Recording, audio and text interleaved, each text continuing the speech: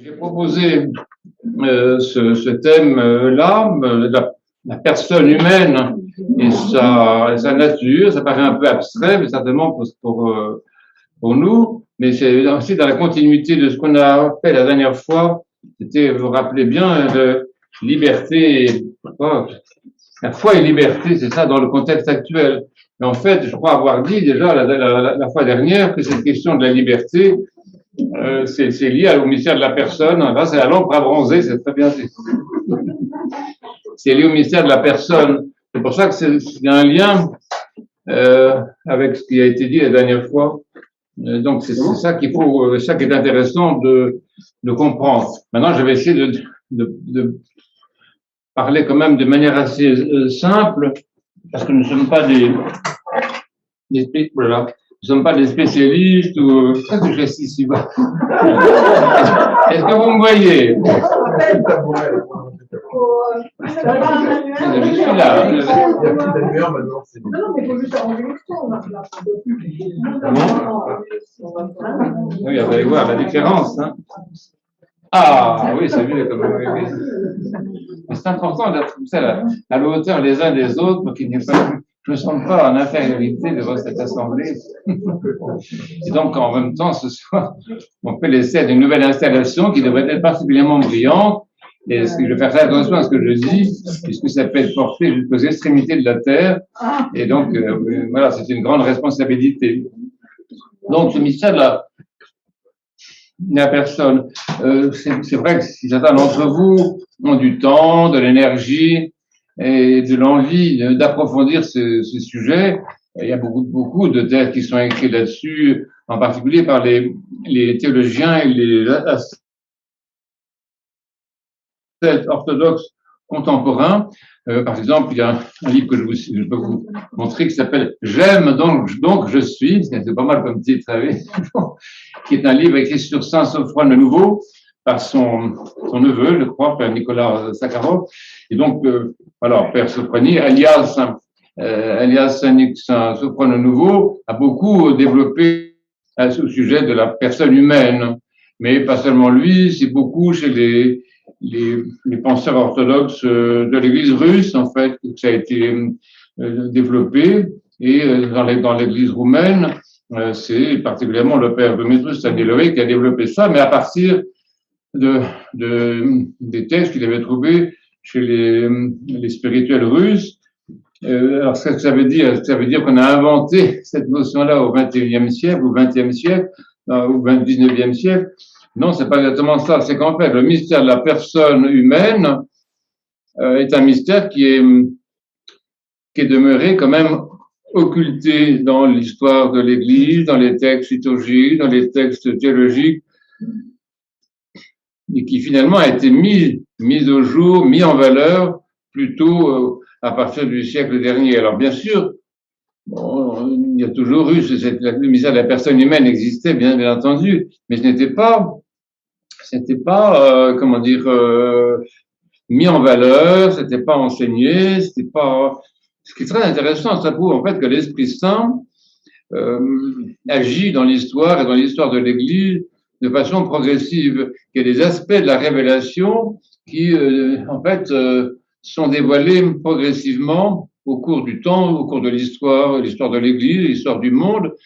Ça ne veut pas dire quelque chose qui est ajouté à la révélation, parce que la révélation est totale par le Christ et la venue du Saint-Esprit, mais ça veut dire qu'en fait, ce qui est donné dans le trésor de la révélation n'est pas sorti complètement, si vous voulez, de son reliquaire ou de son trésor. C'est comme, je sais pas si l'un d'entre vous, vous faites un bon héritage, ce que je vous souhaite évidemment. Alors vous avez tout ça à la maison, et puis bon, vous prenez un petit peu ce qu'il y a là-dedans, etc. Et puis pendant des années, vous avez un grand coffre, vous prenez ce qu'il faut, mais il reste plein de choses à l'intérieur que vous n'avez pas utilisées. Et puis un jour, vous dites, tiens, on va regarder ce qu'il y a au fond. Et au fond de ce grand coffre dans lequel vous avez trouvé votre héritage, on va trouver une perle précieuse qu'on n'avait pas eu le temps d'exhumer. C'est un petit peu ça qui concerne le mystère de la personne. Alors, non, c'est embêtant, parce que c'est une question très, très, très importante. Comment est-ce qu'on a pu vivre pendant tel temps le siècle sans que ça soit mis au clair. En fait, il y a toujours un peu des confusions qui existent, qui circulent dans la culture, on va dire, d'influence chrétienne, des confusions. Par exemple, on parle beaucoup de l'âme, on a parlé beaucoup de l'immortalité de l'âme, ce qui n'est pas un thème particulièrement chrétien, mais ce qu'on a mis beaucoup en valeur. On parle beaucoup de l'esprit, on parle de la raison, on parle de la liberté, mais on ne parle pas de la personne, ou plutôt quand on parle de la personne, c'est souvent, ça a été en tout cas le cas, souvent en dehors de l'Église, par exemple dans la société civile, on parle, je sais pas, on parle de personnes civiles, on parle de personnes morales, enfin, il y a un certain statut juridique de l'individu donc qui reçoit le nom de personne. Donc le mot est quand même employé, on dit il y a tant de personnes, mais je sais pas, aujourd'hui il y a une vingtaine de personnes dans l'Église, ça veut dire une vingtaine d'individus. Oui, donc le mot personne est employé un peu n'importe comment, au sens d'individu, mais ce n'est pas le sens profond de cette réalité. Et effectivement, surtout en Europe occidentale, je regarde un peu mes notes pour ne pas perdre de temps, surtout en Europe occidentale, on a, surtout depuis le XVIIIe siècle, on va dire, on a mis en avant la quête, si vous voulez, de l'identité, on va dire l'identité personnelle, en tout cas individuelle, en particulier dans la société, avec quelqu'un que j'aime beaucoup, qui est Jean-Jacques Rousseau, quelqu'un d'extrêmement intelligent, de méconnu, qu'on a beaucoup, dont on s'est beaucoup moqué, qu'on a essayé vraiment de mettre dans l'ombre. C'est quelqu'un de tout à fait remarquable. Et Jean-Jacques Rousseau a mis beaucoup en avant dans ses différents ouvrages, justement, ce qui était en fait l'individu. Et il a opposé, comme vous savez très bien, ou vous ne savez pas, enfin vous pouvez savoir, il a opposé l'individu à la société. Et c'est une question qui est tout à fait claire, donc au XIXe siècle, un petit peu avant, et puis au XXe siècle. Donc on a des tas de phénomènes comme ça où l'être humain, bon, en tant qu'individu, s'oppose aux autres, aux groupes. On a ça à notre époque aussi. On a beaucoup de situations dans ce cas-là où c'est mais il s'agit de l'individu. Et l'individu, ce n'est pas la personne. Ou alors, on parle de personnalité, on parle de Napoléon. Donc, c'est une personne remarquable. Je ne sais pas ce que vous en pensez. Moi, je ne l'ai pas connu personnellement, donc je ne peux rien en dire. Mais... Bon, Napoléon, c'est une personnalité, c'est autre chose. Donc, personnalité, c'est une chose. Individu, c'est une chose. Et personne, c'est encore autre chose. Là, donc, il y a un problème de terminologie chez les chrétiens. Je m'excuse pour nos amis qui s'approchent de l'Église comme ça. Vous devez avoir l'impression d'une extrême confusion. Nous ne sommes pas meilleurs que les autres. Hein. Et, y compris dans le courant orthodoxe, c'est quand même très précis généralement dans le domaine de la terminologie. Dans ce domaine-là, qui est le domaine de ce qu'on appelle l'anthropologie. L'anthropologie, c'est l'étude de l'homme, comme vous le savez. Dans le domaine de l'anthropologie, il y a quand même un certain flou, il y a des écoles différentes, il y a des expériences différentes. Donc, c'est pas si facile d'arriver à donner une définition, une théorie. Alors, avant d'arriver à ça, j'ai prévu de passer par autre chose, par un autre chemin détourné. Je pense qu'il faut commencer par notre expérience. Hein.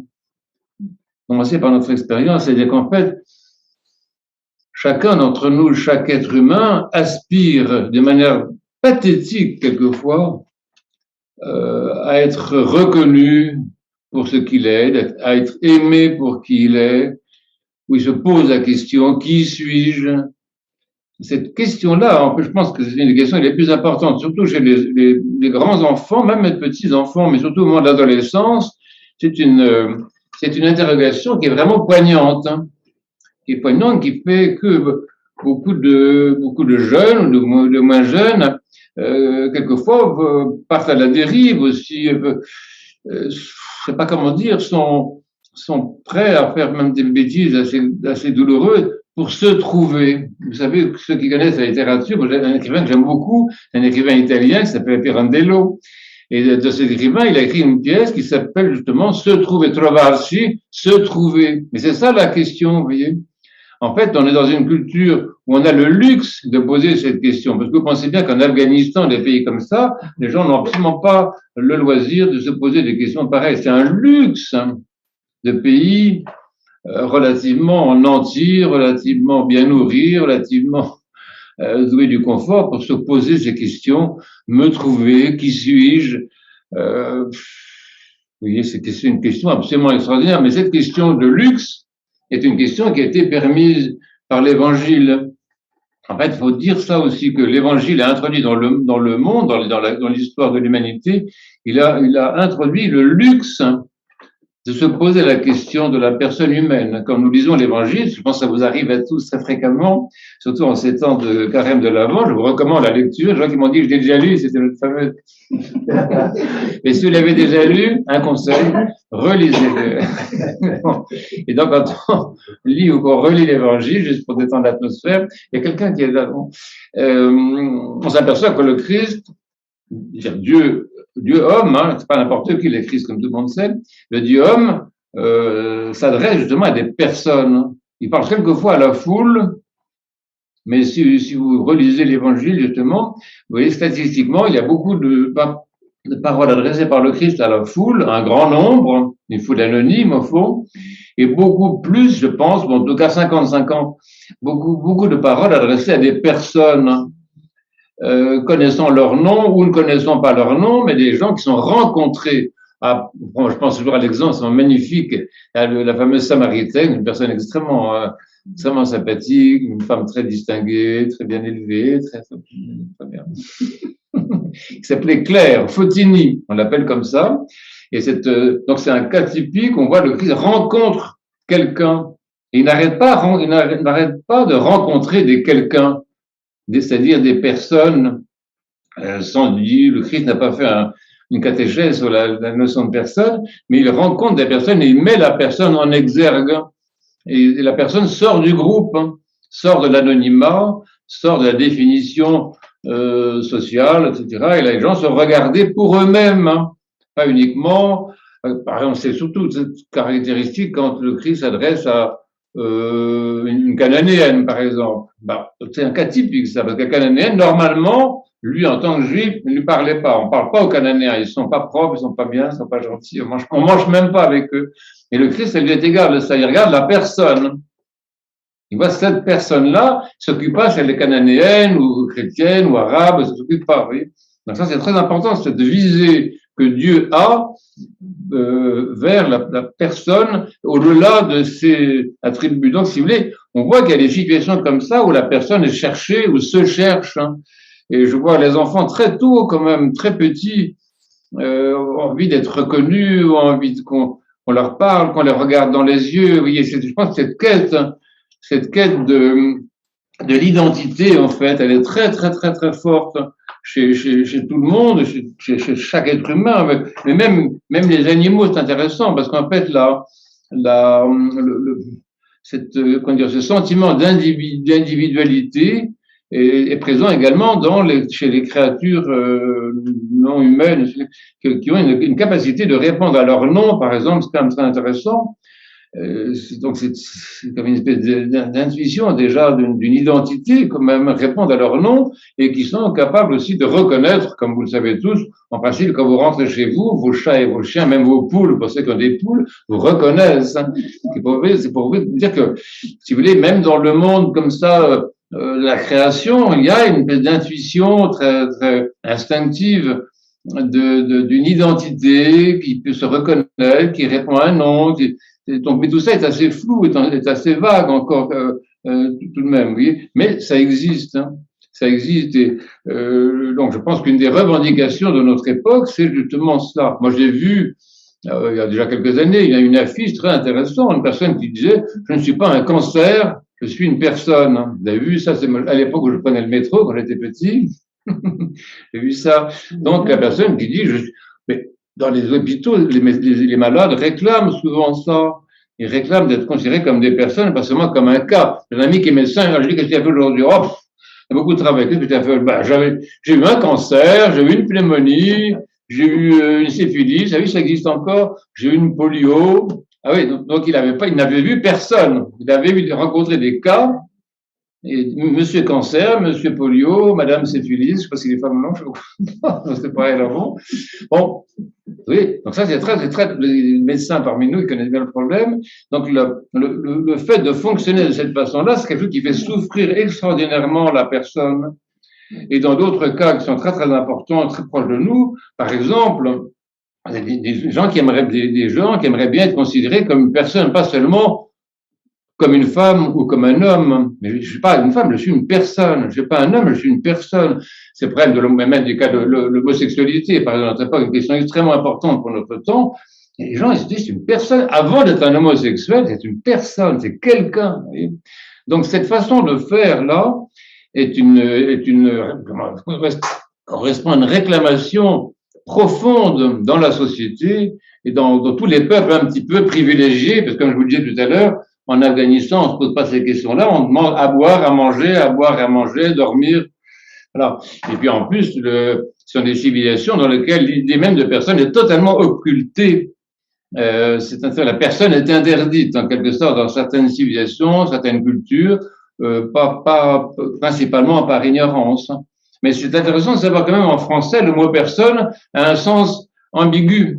Personne, ça veut dire nobody.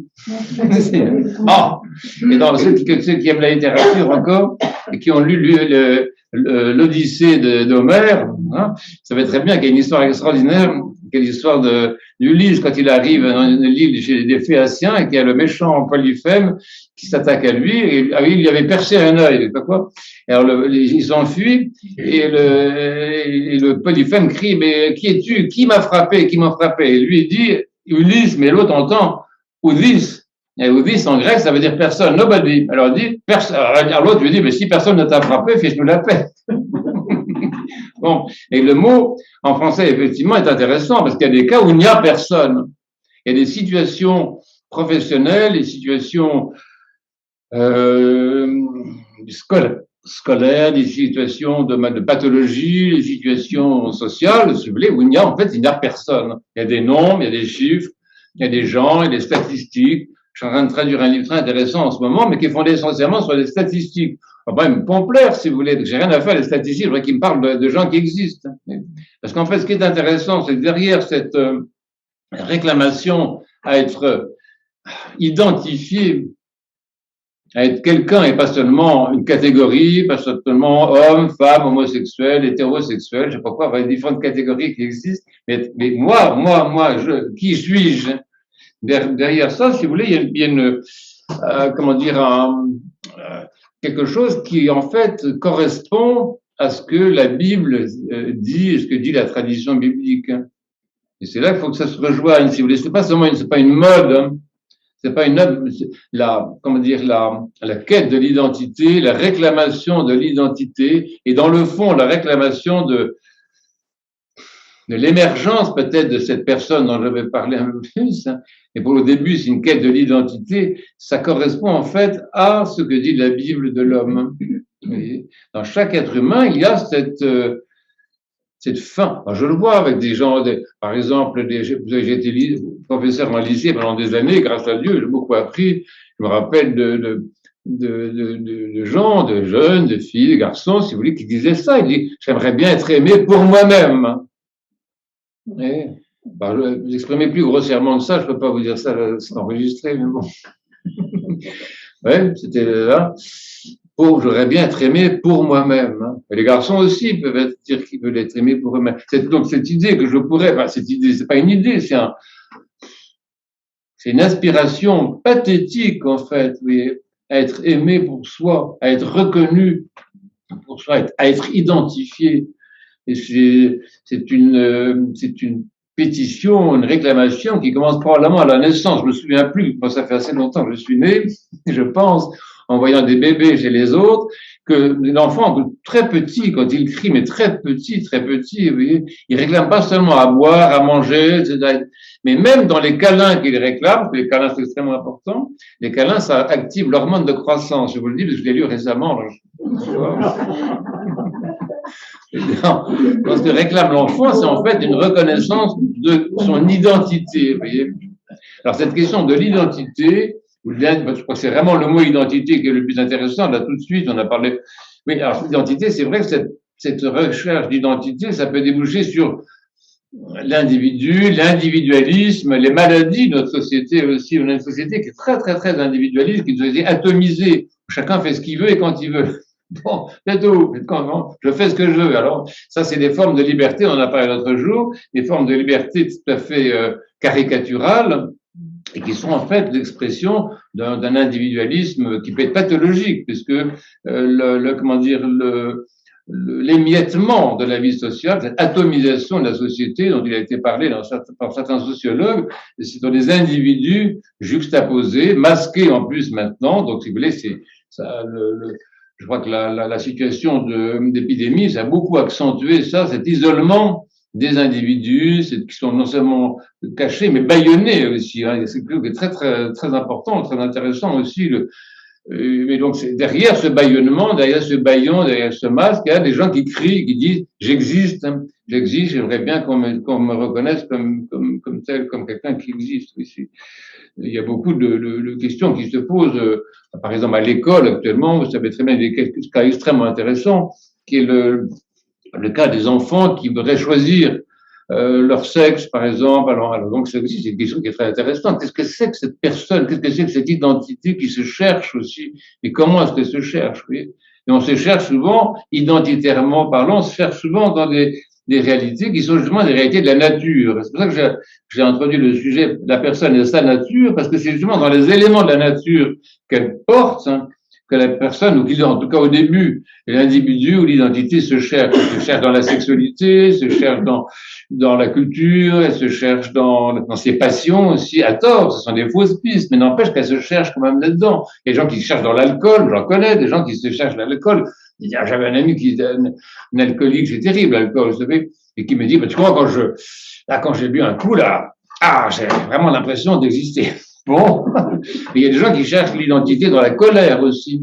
C'est très typique. Non, enfin, c'est des choses que vous connaissez parfaitement. Mais les passions aussi sont des leurres, hein, des fausses pistes dans lesquelles l'individu essaie de se trouver, pour reprendre la fameuse phrase de cet écrivain que j'aime beaucoup. Alors la Bible, elle, de son côté, a un discours à ce sujet qui est très intéressant. C'est ça dont on peut peut-être commencer à parler pour avancer. C'est qu'en fait, dans les premiers chapitres de la Bible, de la Genèse, le chapitre qui parle de la création de l'homme, il est dit, tout le monde est au courant, que l'être humain a été créé à l'image de Dieu et pour lui ressembler. Alors, ce thème-là, d'image et de ressemblance, c'est ce thème-là qui introduit, en fait, le mystère de la personne. Et on s'aperçoit que la question de la personne, c'est pas une question psychologique, hein. C'est pas une question sociologique ou politique ou historique ou je sais pas quoi.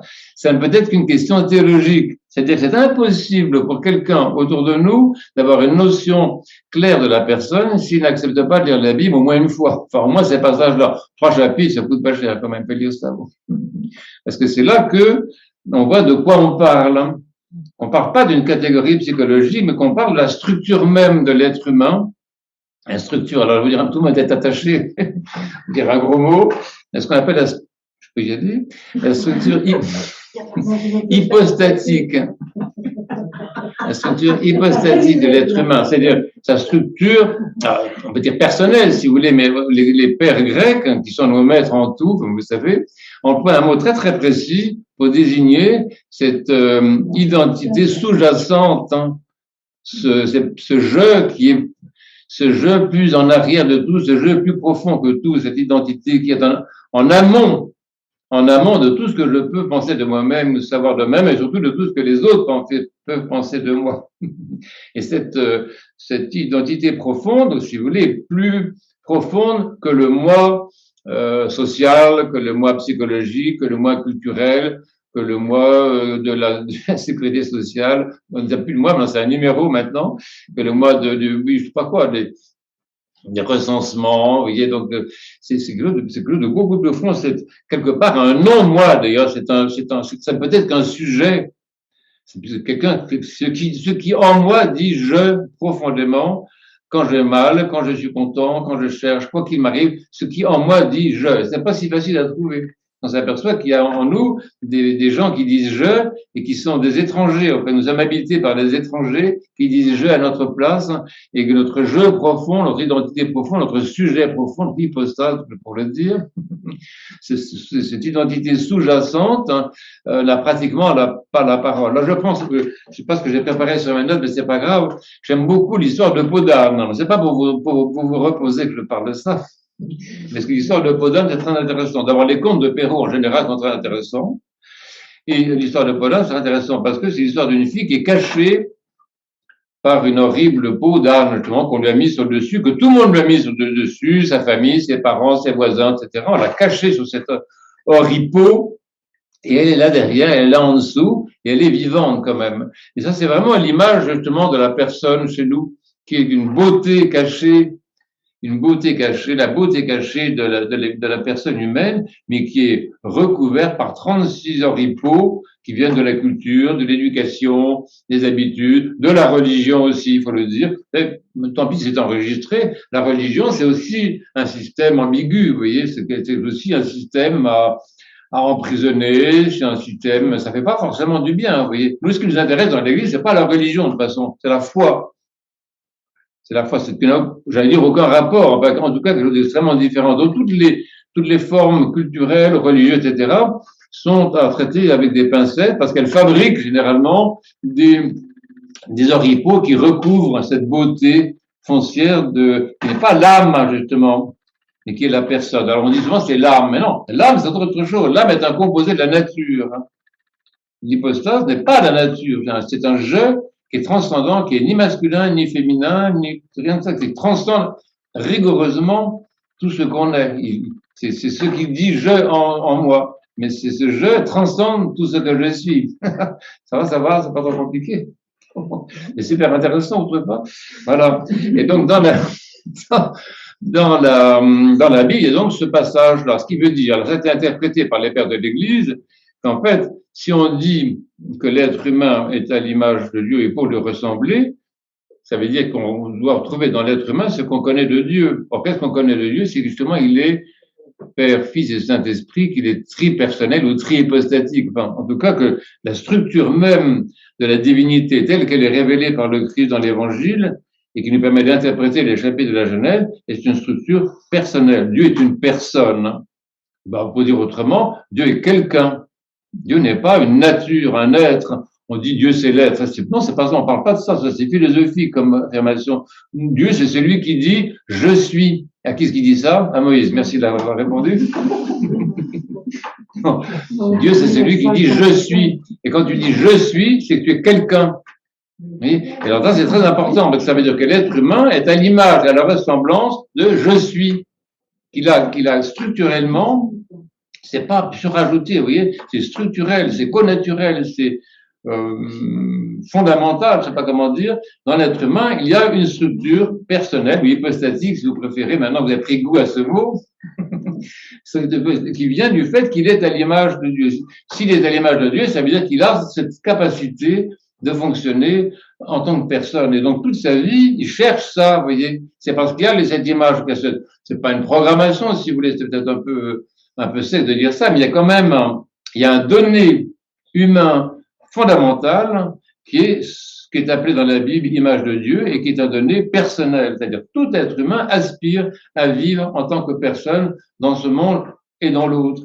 Mais en fait, on perd un temps fou parce que, comme je disais, il y a des voies de garage, les formes d'individualité, etc., d'individualisme, qui font qu'on perd son temps. La plupart d'entre nous ont perdu beaucoup de temps dans leur vie, justement, au lieu d'entrer vraiment dans le chantier intéressant. Et donc, la personne, c'est quand même j'ai vu aujourd'hui, il y a un psaume très intéressant, parce qu'on lit les psaumes, vous savez, dans l'église, surtout le matin, pour se réveiller, on lit quelques psaumes, pour se donner de l'air un petit peu. Et ce matin, dans un des catéchismes des psaumes d'un des catéchismes des matines du mercredi, parce qu'on est mercredi, il y a le psaume 88. Je vous recommande la lecture, et je crois que c'est au verset 49.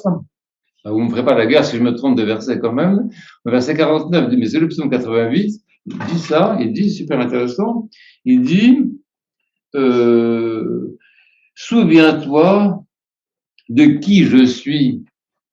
C'est le psalmiste qui dit ça à Dieu. Et il emploie justement le mot hypostasis dans le psautier. Et donc ce mot-là, qui est donné donc hypostase, en parlant d'employer des mots, des gros mots, ce mot hypostase, il est dans la Bible et il est chez les pères de l'Église, mais depuis le IIIe siècle déjà. C'est ce que je suis de façon unique, hein. Ce qui est mon identité irremplaçable. C'est ça. Et donc, ça veut dire que dans les psaumes, en tout cas ce psaume-là, je n'ai pas cherché ailleurs, mais dans ce psaume-là que j'ai lu ce matin providentiellement, l'être humain dit ça à Dieu. Il dit à Dieu, souviens-toi de qui je suis. De qui je suis. L'être humain réclame. Alors ça, c'est intéressant parce que ça permet de passer à une autre idée pour changer un petit peu. C'est que ce que disent les ascètes théologiens et ascètes chrétiens et orthodoxes, surtout il y a l'orthodoxie vraiment beaucoup, c'est que en fait cette capacité de fonctionner de façon personnelle, elle existe en relation, dans le dialogue. Une personne n'est pas comme un individu isolé, enfermé dans sa chambre. Non. Une personne, c'est foncièrement une identité unique et non interchangeable, hein, mais qui est pas en relation, mais en communion avec d'autres personnes du même type, comme le Père, le Fils et le Saint-Esprit. C'est vraiment ce concept de Dieu qui nous intéresse le plus ici. Et donc, l'être humain cherche à s'accomplir aussi dans la communion, dans l'amour. C'est pour ça que l'amour, je vous apprendrai rien, mesdames et messieurs, je vous apprendrai rien en vous disant que l'amour est la seule chose importante de la vie. Pourquoi? Parce que toutes les formes d'amour sont justement des formes que prend la vie hypostatique, c'est-à-dire interpersonnelle, la communion des personnes, qui est tellement désirée. Et c'est pour ça que Saint Jean, qui a bien réfléchi avant de parler, Saint Jean dit Dieu est amour. Et quand il dit Dieu est amour, justement, il pointe sur cette réalité-là. Dieu est amour, c'est Dieu est communion de personnes, Père, Fils et Saint-Esprit. C'est ça l'amour, c'est la communion. Donc toute notre aspiration à l'identité, elle n'est pas seulement une aspiration à être une identité solitaire qui fait ce qu'elle veut quand elle veut, etc., et que personne n'embête. Mais c'est une aspiration à être une identité en communion avec d'autres identités pour être heureux. Pour être heureux. Le bonheur, la béatitude, l'allégresse des saints, c'est justement ce qui vient de la communion des personnes. C'est pour ça que la vie communautaire est tellement importante, que la vie sociale est tellement importante, et que même chez les animaux, je le dis pour ceux qui s'intéressent à ce monde, même chez les animaux, on voit qu'il y a cette marque trinitaire. Il n'y a pratiquement pas d'espèces, je connais pas tout, hein, mais il n'y a pratiquement pas d'espèces animales qui vivent solitaires. Pratiquement toutes les espèces animales, en tout cas à un moment ou l'autre de l'année, vivent à deux, à plusieurs. C'est pas grégaire, si vous voulez, c'est la forme de la création. La création, non seulement l'être humain, mais la création elle-même a quelque chose de ce sceau trinitaire et communautaire. Même les plantes, on m'a dit ça l'autre jour, si tu veux planter des arbres, faut pas mettre un sapin avec un chêne. Faut mettre les sapins avec les sapins, les chênes avec les chênes, parce qu'ils s'entendent entre eux, ils se parlent, les arbres, ils se parlent. Il y a un livre qui est paru l'autre jour, c'est intéressant, que je n'ai pas lu, qui est intéressant, qui parle de ça, du langage, la communication que les arbres ont entre eux. C'est tout à fait extraordinaire. C'est l'ensemble, la création du cosmos a cette aspiration communautaire en quelque sorte. Mais chez nous, les hommes, c'est très fort parce que seul l'homme, seul l'être humain est créé vraiment à l'image de Dieu. Donc chez nous, c'est très, très, très fort. Et ça prend la forme double et d'une recherche d'identité reconnue et d'une recherche de communion avec d'autres identités reconnues ou reconnaissables. Et cette recherche, elle se fait principalement dans le dialogue avec Dieu, qui est l'interlocuteur par excellence, et bien sûr avec les autres hommes. Et donc la Bible, c'est ça. C'est ça que vous recommande la lecture de la Bible. C'est parce que la Bible, c'est cette révélation, c'est unique dans toutes les cultures. Le monde, notre peuple juif, dont nous sommes fiers d'être des juifs spirituels, nous les chrétiens. Le judaïsme, la Bible, c'est la seule culture au monde qui ait connaissance du mystère de la personne. Ça n'existe nulle part ailleurs. Pourtant, il y a des super religions partout. Hein. Je dirais du mal ni de l'hindouisme, ni du taoïsme, ni bouddhisme. Le bouddhisme n'est pas une religion. D'ailleurs, enfin, tout ça, c'est que des gens extraordinaires. Mais nulle part, il n'y a la révélation de la personne. C'est-à-dire que nulle part, il n'y a un interlocuteur humain en dialogue avec l'interlocuteur divin. Nulle part, nulle part, nulle part. Donc ça, c'est typique. Et dans la Bible, que vous connaissez très bien, on a plein d'exemples de ça. Sans parler du paradis où nous étions tous, mais c'est pas un très bon souvenir finalement, parce que c'était mal terminé. Mais par exemple, pensez à Abraham. Qu'est-ce que c'est qu'Abraham? C'est la personne en dialogue avec la personne divine, la personne humaine en dialogue avec la personne divine. C'est extrêmement important. Moïse, dont je vous parlais, Noé, pas tout. L'ensemble de la Bible est fait de rencontres de personne à personne. Et je vous dis tout à l'heure, dans ce qui achève la Bible, ce qui achève tout le judaïsme, toute l'expérience biblique, qui est l'évangile, c'est encore plus fort parce que Dieu lui-même descend de son piédestal, au lieu d'être là-haut à parler à Abraham qui était là-bas, au lieu d'être dans un buisson, je sais pas où, dans le désert, Dieu vient parmi les hommes pour, allez, on se parle d'homme à homme. Et c'est ça l'évangile. L'évangile, c'est ce dialogue d'homme à homme entre la personne humaine et la personne divine. Et ça, c'est ça qui est très fort, qui est très intéressant et qui est très prometteur également. Mais en même temps, je regarde l'heure aussi. Bon, donc il faut en même temps, si vous voulez, que la personne gère sa nature. Et c'est ça qui n'est pas si facile aussi, parce que la personne n'est pas la nature, mais elle a la nature à gérer, parce que la personne, elle a à gérer son corps, son affectivité, de la vie psychique, la vie intellectuelle, la pensée, la volonté, je crois, tout ce qui compose l'homme. Et donc, ce n'est pas si facile, ce n'est pas si facile à gérer. Il y a une gestion de la nature que porte chacun d'entre nous. Et cette gestion, elle a comme, possibilité une vraie transfiguration. La mission de la personne, donc je crois que cette identité transcendante, en fait, ce je profond, etc., qui dit je suis, qui crie même je suis, écoutez-moi, sous sa peau d'âne. La mission profonde, c'est d'assumer la nature qui lui est confiée et pas seulement de la transcender en disant ça c'est la nature, moi je suis la personne, mais de l'assumer et de la transfigurer, de l'éduquer aussi, de la domestiquer, de l'apprivoiser. Ça se voit beaucoup justement quand on reprend le texte de la Genèse, c'est très net aussi. Les créatures qui sont confiées à l'homme pour sa royauté sont interprétées par certains pères comme étant justement les composants de l'être humain. Ce sont toutes les tendances qui sont en nous, on va dire ça, toutes les tendances, toutes les potentialités qui sont en nous, qui nous sont confiées par Dieu pour être gérées et transfigurées.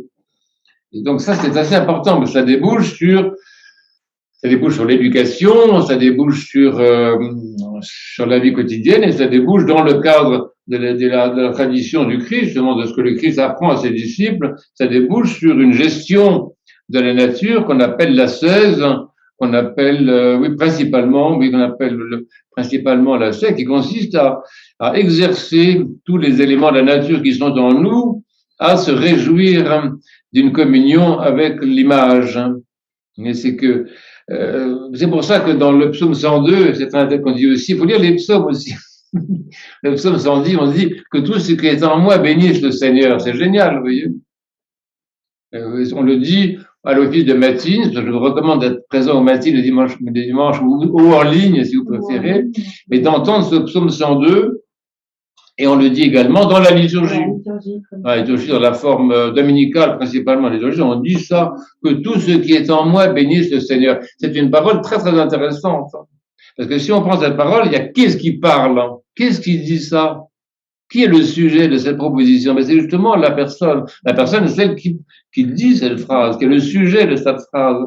Elle dit que tout ce qui est en moi bénisse le Seigneur. Ou dans le cas de la Mère de Dieu aussi, quand la Mère de Dieu dit « Mon âme magnifie le Seigneur et mon esprit est ravi de joie ». Qu'est-ce qui dit ça? Mais c'est la personne qui dit « Je Elle parle de quoi? Elle parle de sa nature, son âme, son esprit, on pourrait dire parler de son corps. Donc, en tant que qu'hypostase, je, en tant que personne profonde, en tant que sujet profond, je parle des éléments qui me sont confiés. J'ai mal à la tête, j'ai mal aux dents, pas très drôle, j'ai vraiment, mais je suis content. J'ai faim, j'ai soif, j'ai envie de ceci, je suis amoureux, je sais pas quoi, oui, toutes sortes de propositions qui sont déclinées à partir par la personne et qui désignent la nature. Quand la personne parle d'elle-même, elle parle de sa nature, vous voyez. Et également, dans le dialogue, il y a un je en face qui devient un tu, mais qui s'exprime comme un je parce qu'on l'écoute. C'est pour ça que c'est très important de lire la Bible, c'est très important de suivre la prière chrétienne. C'est fondamental, vous voyez, parce que c'est dans la prière chrétienne que on découvre cette interlocution avec la personne divine, qui est tantôt un tu à qui je m'adresse, tantôt un je qui s'adresse à moi. C'est dans ce dialogue qu'émerge la vie personnelle, que se fortifie la vie personnelle, avec le sentiment d'être reconnu. Quand on vient de voir l'icône, je vous dis souvent ça, mettre ses yeux dans les yeux du Verbe qui est là, se laisser regarder par le Verbe, entrer en dialogue avec le Verbe. Et quand vous dites Seigneur Jésus-Christ, Fils de Dieu, aie pitié de moi, pécheur, par exemple, parler à quelqu'un, il y a quelqu'un à qui on parle. Vous voyez, on n'est pas dans un système de divin impersonnel ou encore. Non, il y a quelqu'un au téléphone, il y a quelqu'un, Dieu n'est pas l'abonné absent. Hein. Dieu est la personne qui est là, qui nous parle à travers sa parole et à qui nous parlons nous-mêmes dans notre prière, nous lui parlons de lui, nous lui parlons de nous-mêmes, nous lui parlons des autres, nous lui parlons beaucoup de ce qui se passe dans notre âme, par exemple. Une bonne partie de la prière, par exemple, quand nous demandons, les gens qui viennent se confesser, qui disent qu'ils sont mis en colère, par exemple. Parler de sa colère, dans le cadre de la confession, c'est parler de sa nature, parce que c'est la nature qui se met en colère, c'est pas la personne. Mais en même temps, la personne, elle est le sujet de cette colère quand même, puisqu'elle est le sujet de cette âme. Elle est celle à qui cette âme est confiée, à qui cet élément de la nature est confié. Donc, quand on dit je suis en colère, je me suis mis en colère, j'assume aussi, avec repentir, etc.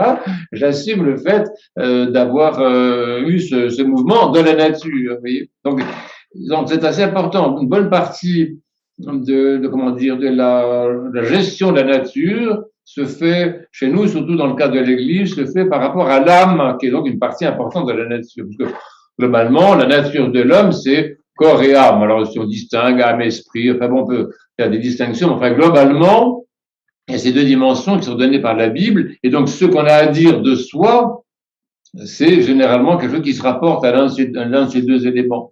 Alors, donc, effectivement, l'obstacle principal, c'est ce qu'on appelle le péché, ce qu'on appelle les passions, etc. C'est-à-dire que pour arriver à être vraiment des personnes, à ce que la personne émerge, il y a un livre qui vient de sortir récemment, je ne l'ai pas acheté encore, parce que, bon, je ne peux pas l'acheter, bon, qui s'appelle L'émergence de la personne. Et moi-même, dans mon dernier livre, bon, c'est les autres sermons dans mon dernier livre, Le sacrement de l'homme, je parle un peu de ça, mais surtout dans le troisième volume qui n'est pas paru, mais qui est à paraître, il y a un chapitre entier sur justement le mystère de la personne. Mais déjà, quand même, dans le premier volume, il en est question. Et chaque fois, on dit, enfin, nous, les orthodoxes, disons, on met toujours en avant le fait qu'on aimerait bien être une personne, mais que ça ne dépend pas seulement des autres. La fille qui crie sous sa peau d'âne, c'est pas seulement celle qui crie à l'extérieur pour que le prince charmant qui vient d'ailleurs vienne la délivrer, c'est-à-dire le Christ, l'interlocuteur divin. C'est extraordinaire cette histoire-là. Mais le Christ est aussi à l'intérieur de soi quand je me rends compte que les obstacles à la vie personnelle, à la vie hypostatique, à la ressemblance avec Dieu, etc., les obstacles qui sont en moi, c'est pas la faute des autres seulement, vous voyez, pas seulement les autres qui m'ont mis des tas de trucs sur le dos, ou le prince charmant qui est en retard parce qu'il s'est pas levé ce matin-là, je sais pas quoi.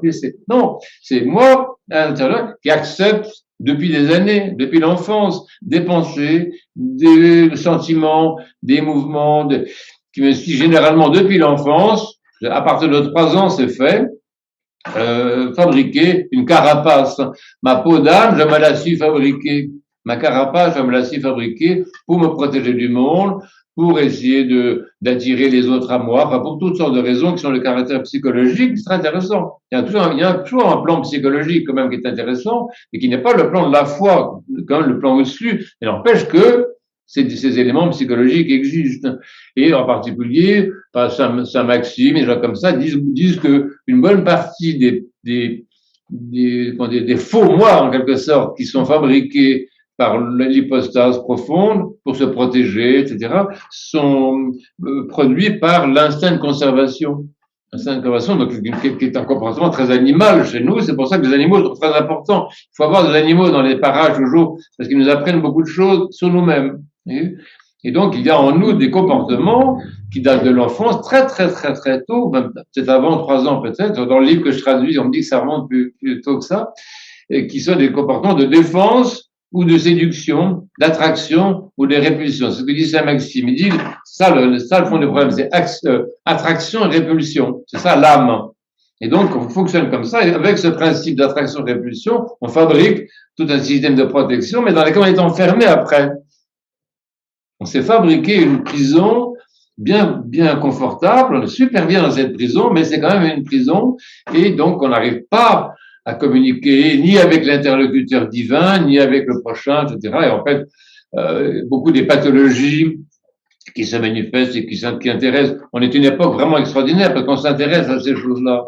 On a le luxe au XXe siècle, au XXIe siècle, on a le luxe de s'intéresser à l'homme, de voir qui est l'homme, qu'est-ce qu'il fait, qu'est-ce qui se passe. On s'intéresse au cerveau maintenant. C'est extraordinaire, vous voyez. Extraordinaire.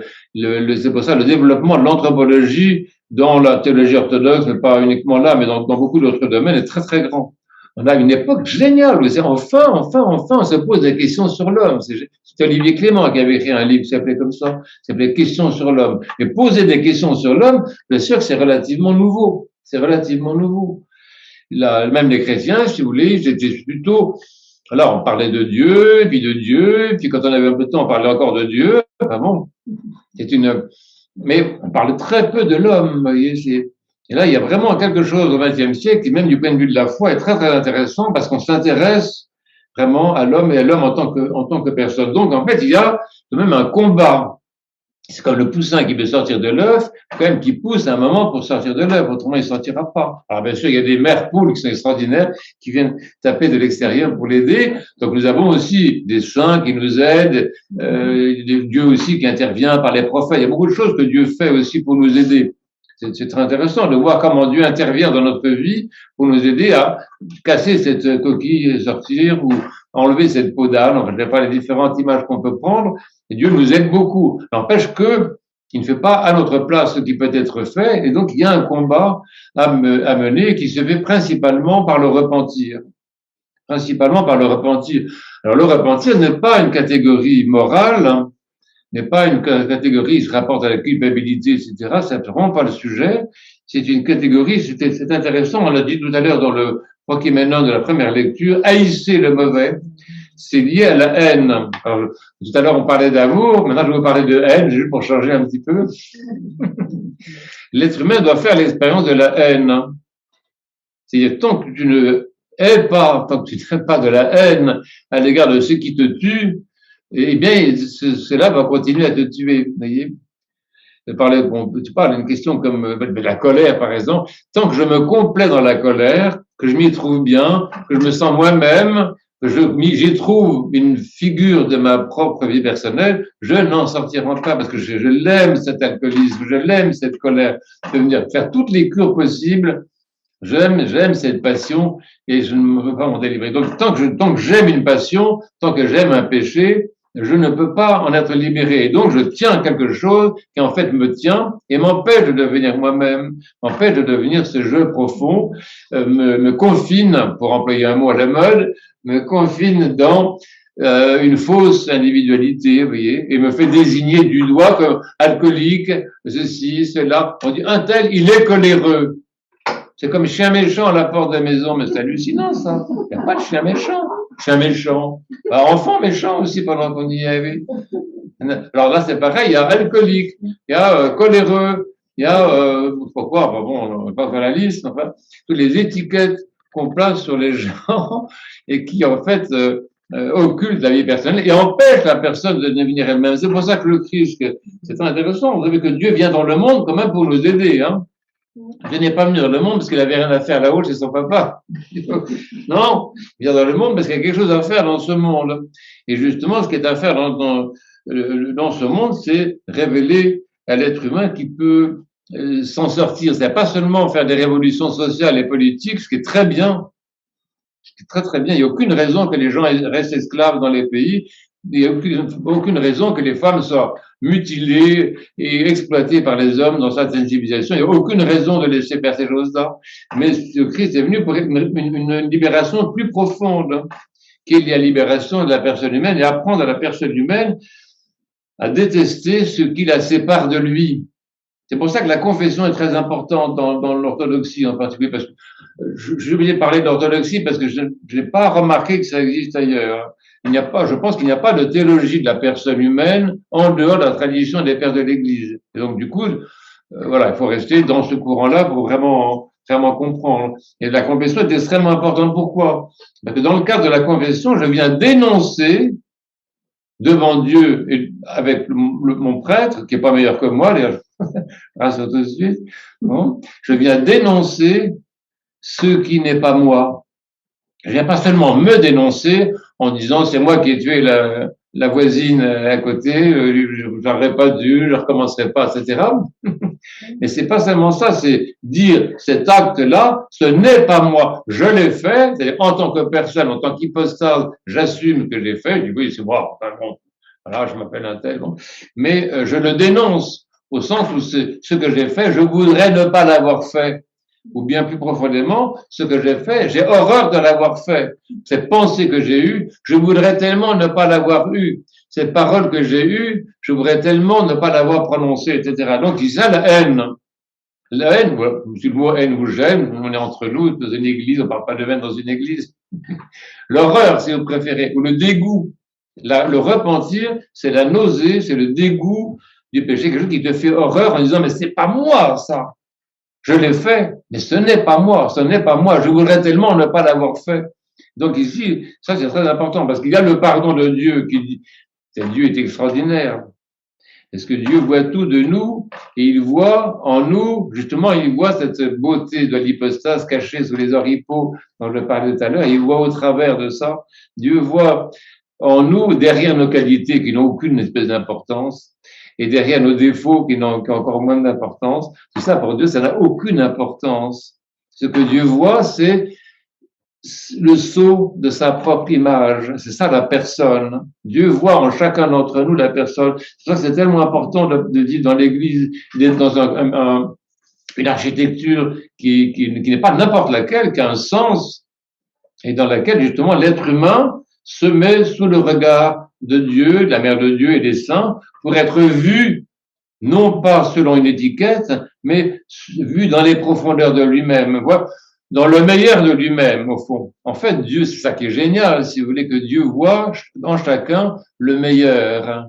Et c'est pas sentimental, si vous voulez, c'est que Dieu voit, oui, il voit le sceau de sa propre image qu'il a mise, lui, au moment de la création. Alors donc, c'est très important. Donc, quand Dieu dit, ne jugez pas, c'est que le Dieu dit ça dans le Dieu homme dans le monde, une des paroles fondamentales qu'il prononce, c'est ne jugez pas, parce que justement, arrêtez de faire des catégories. Ne jugez pas parce qu'il y a quelqu'un. Il y a quelqu'un. Et que si vous jugez, c'est qu'il n'y a personne au sens négatif. Mais si vous abstenez de juger, c'est parce qu'il y a quelqu'un, et c'est ce quelqu'un qui nous intéresse et qui aimerait tellement qu'on le reconnaisse aussi. Vous voyez, donc le non-jugement appliqué à autrui, c'est-à-dire arrête, que ce soit le président de la République, que ce soit les voisins, que ce soit notre conjoint, que ce soit nos enfants, le jugement, c'est absolument meurtrier. Nous avons du sang dans les yeux parce que nous jugeons les autres. On tue véritablement l'être humain parce que le jugement, c'est toujours ramener la personne à ce qui n'est pas elle.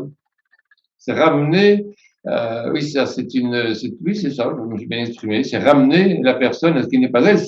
c'est occulter, masquer ou aveugler ou bâillonner la personne et donc la nier dans le fond très profondément. C'est pour ça que c'est très important tout le domaine juridique. Moi j'ai des amis, on est en Père-Laurent ici, et des amis qui sont dans le monde juridique, qui sont avocats en pénal, etc. C'est très difficile. Tout le travail d'un avocat, c'est justement ils ne le savent pas tous, si vous voulez, mais dans le fond, ça revient à ça, c'est à dire, mais cet homme ne se réduit pas à cela. Cette femme ne se réduit pas à ce qu'elle a fait. On priait beaucoup à une époque, quand j'étais servais comme prêtre près de Cherbourg, on priait pour une dame qui était prisonnière, prisonnière à l'hôpital à la prison de Cherbourg, et cette femme, on avait découvert qu'elle avait tué ses enfants, c'était une chose, et il y en avait 5, ce qui est beaucoup, et qu'elle les avait enterrés dans son jardin, ce qui est maladroit. Et donc, cette femme était condamnée pour avoir fait ça. Bon. Et donc, ce genre de situation, c'est effrayant, parce que du coup, on voit plus la personne. Or, ce qui est intéressant, c'est quand même la personne. Qui était cette femme? C'est ça qui intéresse l'avocat, le prêtre, le chrétien. Qui est cette femme qui a tué ses 5 enfants et les a enterrés dans son jardin? Pas seulement ce qu'elle a fait qui nous intéresse, mais qui est-elle? Qui es-tu? Comment t'appelles-tu? Mais au-delà de ton nom, qui es-tu? Vous voyez, ça c'est très très important. Et dans la confession, nous faisons aussi ça. Ce que nous confessons, c'est ce qui n'est pas nous. Vous voyez, je confesse ce qui sont des non-moi. J'appelle ça des non-moi. Le non-moi, c'est ben oui, c'est ce qui n'est pas moi. C'est ce à quoi je ne voudrais pas qu'on me réduise. Ce à quoi j'aimerais bien qu'on ne m'identifie pas, ce qui n'est pas moi, même si je l'ai fait, même si j'ai connu des gens qui sont des assassins, qui récidivent, ils vont en prison, ils sortent, ils recommencent. Alors on dit, ah oui, un tel, c'est bon. Mais je voudrais bien qu'on ne m'identifie pas à ce que j'ai fait, même si je l'ai fait 30 fois, même si tout ce que j'ai fait dans ma vie confirme le jugement d'autrui. Et moi, en ce qui me concerne, je sais que je ne suis pas ça. Et j'aimerais bien un jour, alors, ça c'est très important, vous savez que les chrétiens croient au retour glorieux de Dieu, je ne sais pas sous quelle forme, mais c'est quand même important, et on croit au jugement dernier, donc on croit à un moment où tout sera dévoilé. En fait, le jugement ultime, c'est un non-jugement. C'est ça qui est super intéressant. On appelle ça le jugement ultime. Et c'est un non-jugement. Tout sera dévoilé. Tout sera dévoilé. Et il n'y aura plus que des personnes en face de la personne divine. C'est super intéressant. Et ces personnes, elles seront là dans leur nudité, dans leur vulnérabilité, seront là devant la face de Dieu, à prendre quand même la responsabilité de ce que qu'ils auront fait selon leur nature. Alors, c'est très important. Et effectivement, je vous ai lu tout à l'heure, c'est ce qui se passe dans la société. Il faut en parler. On n'a pas peur, les chrétiens, vous savez. On parle de tout. Si on sait, on en parle. Si on ne sait pas, on dit qu'on ne sait pas. Mais c'est ce qui se passe actuellement avec certains projets de l'État, c'est extrêmement intéressant. Est-ce qu'une personne peut faire des choix concernant sa nature, des choix importants, pas seulement contre les passions, etc. Mais est-ce que, par exemple, j'ai des amies qui sont blondes, elles se sont fait brunes. Oh, alors on change la couleur des yeux. Bon, on va chez le dentiste, on se met des nouvelles dentitions. On se met il y a tas de choses alors, il y a aussi, vous savez très bien que ça va jusque-là, ça va jusque ces pétitions en disant, ah, moi, j'aurais voulu être une femme. Je connais, j'ai des femmes dans mon entourage qui m'ont toujours dit ça, m'ont dit, si j'avais été un homme, qu'est-ce que j'aurais voulu être un homme? Donc, c'est très intéressant de penser que la personne peut aussi poser ces questions-là, vous voyez. Et dans les discussions qu'il y a eu depuis 2013, je crois, quand on avait écrit à ce sujet-là, toutes ces discussions autour de ce qu'on appelle le genre, c'est super intéressant. Et les chrétiens ont tort de parler de ça, de ne pas en parler ou d'en parler négativement. C'est très intéressant. C'est-à-dire, derrière la réclamation du genre, c'est-à-dire, il faut arrêter de faire du sexisme, faut arrêter de ramener les gens toujours à leur identité sexuelle de naissance. Derrière ça, il y a la question, est-ce qu'on pourrait peut-être les considérer comme des personnes? Oui. Le genre, c'est-à-dire masculin ou féminin, c'était effectivement relatif. Était effectivement relatif. Moi, j'ai le courage de parler de ça, vous voyez, en disant que ce qui nous intéresse, c'est la personne. La personne n'est ni homme, ni femme, ni masculin, ni féminin. La personne est asexuée. Parce qu'elle n'a pas, comment dire, la personne n'est pas caractérisée par des éléments de la nature. la sexuation, la sexualité, le genre, donc comme on l'appelle, ça appartient à la nature. Donc effectivement, il y a une transcendance de la personne par rapport à la nature, et on peut dire qu'on préférait être considéré comme une personne plutôt que dès l'enfance, considéré comme une petite fille, considéré comme un petit garçon, considéré comme ceci, oui. On pourrait aussi ne pas être classé depuis l'enfance par l'éducation. Je pense qu'il y a une réclamation vraiment très très forte pour être reconnu en tant que personne. Mais comme la société qui nous environne n'a pas la culture théologique, n'accepte pas l'évangile, ne connaît rien de la révélation, donc du coup il barbote, et ça devient une question polémique et pas très intéressante. Mais tout ce qui tourne autour ce qu'on entend aussi, toutes vous savez, les questions liées au sexisme, etc. Mais c'est très intéressant. C'est vrai que on connaît des gens, des femmes qui en ont assez d'être toujours vues comme une femme. Je voudrais bien être vue comme une personne. Alors, celui de ma cocotte, c'est ton problème aussi. Regarde aussi ton comportement. Alors, c'est séduction, c'est attraction, c'est le vêtement, c'est la chevelure, c'est la longueur des jupes, etc. Les parfums qu'on met. Faut aussi savoir ce qu'on veut. Mais si tu veux te considérer comme une personne, c'est légitime. C'est légitime. Vous voyez, faites attention, faut pas, nous les chrétiens, on n'a pas à jeter la pierre dans ce domaine-là. On peut plutôt essayer de comprendre qu'est-ce qui se passe. Il y a cette réclamation, cette quête de la personne, cette vocation d'être considérée, d'être reconnue comme une personne. Mais après ça, effectivement, je terminerai là-dessus. Ce qui est important, il y a deux éléments qui sont extrêmement importants. C'est que, si on arrive à émerger en tant que personne, donc en se libérant des passions, se libérant du péché, en arrêtant de juger, en étant insensible au jugement, être invulnérable au jugement, on arrive à être soi, en quelque sorte, en profondeur. Comme je le disais tout à l'heure, c'est un soi en communion. C'est ça qui vérifie la vie hypostatique, la vie personnelle. C'est d'être en communion les uns avec les autres. C'est pour ça qu'on a l'église, qu'on a les paroisses, qu'on a la famille, qu'on a la vie communautaire, c'est pour ça qu'on dit tout le temps, gloire au Père et au Fils et au Saint-Esprit. On dit, les chrétiens, ils n'ont rien d'autre à dire que ce truc-là, c'est tout le temps. Oui, c'est tout le temps. Parce que c'est ça la norme de la vie. La norme de la vie, c'est la communion des personnes. Donc c'est ça qui est vraiment très très important. Il faut se rappeler de ça, que si on se bat, si je peux dire, pour que la personne soit libérée, c'est pas comme dans le film, il y a libérer Willy, là c'est libérer la personne. Si on se bat pour que la personne soit libérée, c'est-à-dire qu'on puisse être dans un régime de vie ecclésial et social où ce soit les personnes qui soient normatives et non pas les genres ou les étiquettes ou les catégories ou la classe sociale ou la couleur, noir, blanc, rayé, avec des taches parce qu'il existe comme catégorie extraordinaire. Mais la personne, c'est pas un noir, c'est une personne. Le noir est une personne? Ben oui, monsieur, le noir est une personne. C'est que la question s'est posée. À une époque plus ancienne, quand personne d'entre nous n'était né, on le niait une âme. On disait, les noirs n'ont pas d'âme, c'est pas possible. Il y a des textes très très drôles de Montesquieu que j'aime beaucoup. Il dit, vous pouvez pas, quelqu'un qui est noir comme ça, c'est pas possible qu'il ait une âme blanche, c'est pas possible. C'est pas possible, pas possible. Donc on a nié au noir l'âme. Et mesdames et messieurs, j'ai honte de dire qu'on a nié également, en Occident, on va dire, c'était à l'époque médiévale, on a nié même aux femmes l'existence de l'âme. Mais heureusement, vous êtes là pour rattraper les choses. Mais, oui, c'est quand même, le débat n'est pas vain.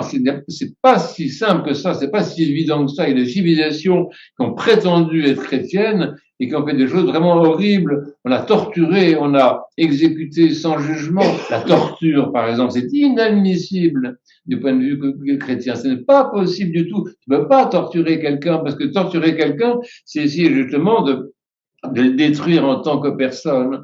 C'est agir sur sa nature par la souffrance, la douleur, la souffrance psychologique. Maintenant, on fait des trucs très très bien. On torture pas les gens physiquement, ça c'est déjà du passé. On a des tortures beaucoup plus articulées dans les pays de l'Est, dans les pays soviétiques. On fait des trucs très très bien. On torture les gens psychiquement, etc. Mais c'est pour dépersonnaliser les gens. Vous voyez, tuer la personne si on peut, Donc ceci n'est pas, c'est pas du tout un sujet vain. Si nous donnons la peine d'avoir des paroisses, de baptiser les enfants, de nous préparer à la communion eucharistique, de nous confesser nos péchés, de jeûner pendant le temps de l'Avent, c'est pour tout ça, c'est pour que la personne émerge et que nous puissions entrer en communion les uns avec les autres dans cette vie si possible, en tout cas dans le monde qui vient possible. Alors justement, le deuxième point que je voulais comment dire, introduire, c'est que la personne est liée à la mort. Alors, non, ça devient grave. Oui, mais si, parce qu'en fait, dans la mort, tu n'es plus que toi. La mort, c'est un moment extraordinaire. J'en parle comme si je la connaissais bien. D'accord, c'est vraiment le moment où l'être humain, comment dire, il n'est que lui-même. C'est vraiment un moment extraordinaire du point de vue du mystère de la personne. C'est plus un président de la République, comme dans un livre qu'on lisait récemment, c'est plus une femme, c'est plus un homme, c'est quelqu'un, et quelqu'un là, il est réduit au quelqu'un, au qui il est. C'est un moment extraordinaire. C'est pour ça que dans l'Église, justement, on a cet intérêt pour la mort, l'importance donnée à la prière pour les défunts, mais laquelle leur prénom est prononcé, parce que justement, les défunts, ce sont les personnes qui, comment dire, sont identifiées justement en tant que personne. Chaque fois qu'on prononce le prénom d'une personne, on la définit comme personne. Tu es quelqu'un, ce sont des quelqu'un. Les défunts sont tous des quelqu'un. C'est très intéressant. Donc la mort est un moment extrêmement important. C'est pour ça qu'on s'y prépare beaucoup, qu'on y pense beaucoup et qu'on essaie de pas occulter la mort bêtement. Et au contraire, pensons-y, parce que c'est avec le moment où je ne serai plus que moi-même, je serai dans mon dialogue avec l'interlocuteur divin, qui est le Christ. Dans ce moment-là, je serai à tu et à toi. C'est vraiment, par excellence, le moment où je suis à tu et à toi avec la divinité. C'est un peu comme dans le baptême. Ça ressemble beaucoup au baptême, la mort. Le baptême, tu es nu. Il n'y a rien. La nudité, enfin, il y a quand même un corps, il y a encore une chaleur, il y a une sensibilité, on a froid, on a peur, on devient rouge, on devient blanc, enfin, t'as pas bon. À la mort, non. La mort, c'est toi et moi. Et c'est pour ça que dans l'ensemble de la Bible et dans toute la civilisation issue de l'Évangile, on ne cache pas la mort. Au contraire, nous, par exemple, dans l'Église orthodoxe, on a gardé cette tradition ancienne de garder les défunts dans le cercueil ouvert, parce que c'est la personne. La personne, ce jour-là, elle est elle-même devant Dieu. Et plus rien ne la définit, elle n'a plus d'impôts à payer, l'électricité à payer, tout ce qui conditionne finalement notre vie, l'histoire de la voiture, les charges, etc., des charges sociales, je vois pas, dans un métier, tout ça, c'est extraordinaire. Moi, avec la mort, c'est génial. T'as plus tout ça, tu es libéré de tout ça. Quelle libération, vous voyez, quelle libération. Oui, donc on peut prendre les choses comme ça, mais c'est sérieux, en fait. Sérieux. Donc, vous voyez, pour terminer, quoi qu'après ça, mais c'est les héritiers qui continuent à payer pour les défunts. Bon, donc vous voyez l'intérêt du sujet, c'est que il y a quand même donc il faut arriver à s'intéresser au mystère de la personne créée, de la personne humaine. Alors qu'est-ce qu'on dit, qu'est-ce qu'on entend par là quand on parle de la personne, voir son rapport avec autrui, c'est-à-dire le rapport interpersonnel, qui n'est pas seulement une relation, parce que psychologiquement, j'ai des amis qui sont très influencés par la culture psychologique, ce qui est intéressant, ils voient toujours des relations. Mais excusez-moi, le Père, le Fils et le Saint-Esprit n'ont pas de relation, ni bonne ni mauvaise, ils ne sont pas en relation. C'est autre chose, ils sont en communion. Là, je voulais faire vite, donc je vais pas développer ça, c'est très intéressant. La communion des personnes, c'est que une personne est dans l'autre, hein.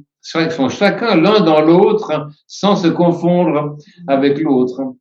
Donc, c'est pas des relations. Ce à quoi nous aspirons, c'est à être dans un amour tellement divin, que nous soyons les uns dans les autres, reçus hospitalièrement, en quelque sorte.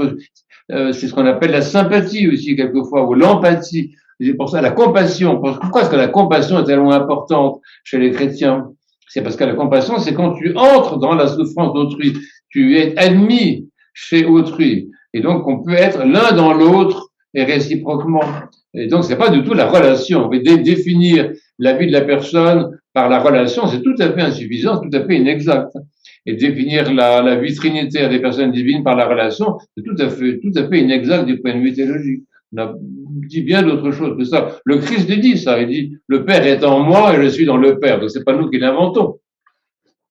Voilà. Donc, vous voyez que c'est important et vous voyez que Ça c'est une introduction rapide, hein, mais les implications dans le domaine de l'éducation, dans le domaine des relations entre nous, dans le domaine de la place des femmes et des hommes dans la société, dans l'Église, c'est super important. Vous voyez, dans la communauté, par exemple, dans une communauté paroissiale, c'est important, évidemment, nous avons des relations de personne à personne. Bien sûr, nous sommes des hommes et des femmes, mais ce n'est pas, excusez-moi mesdames, excusez-moi messieurs, ce n'est pas le plus important. Ce qui est important, c'est que nous sommes des personnes. Je te regarde en tant que personne. Vous voyez, donc c'est pour ça que le Christ dit, oui, Saint Paul dit aussi dans l'Église, il n'y a ni homme ni femme. Ça ne nous intéresse pas. Il n'y a ni juif, ni grec, ni homme, ni femme. Ça ne nous intéresse pas. Ce qui nous intéresse, c'est des personnes. Alors c'est vrai que il y a des attributs, des points, mais ce sont des choses qui sont déjà dépassées. Oui, il faudrait arriver à vivre le plus possible déjà dans ce qu'on appelle le royaume. Et le royaume, c'est la communion des personnes. Donc, essayer d'activer ça et d'aider nos enfants aussi à fonctionner de cette façon-là. Il faut voir aussi les conséquences éducatives, pédagogiques qui découlent de tous ces propos. Voilà, c'est un peu rapide, excusez-moi. Vous voulez dire quelque chose, madame? Respire un coup, parce que... Tu as terminé? Oui. En créant l'homme. Comment? En créant l'homme. Oui. Et la femme, Dieu n'a pas seulement créé la personne, du coup, il a créé la nature aussi.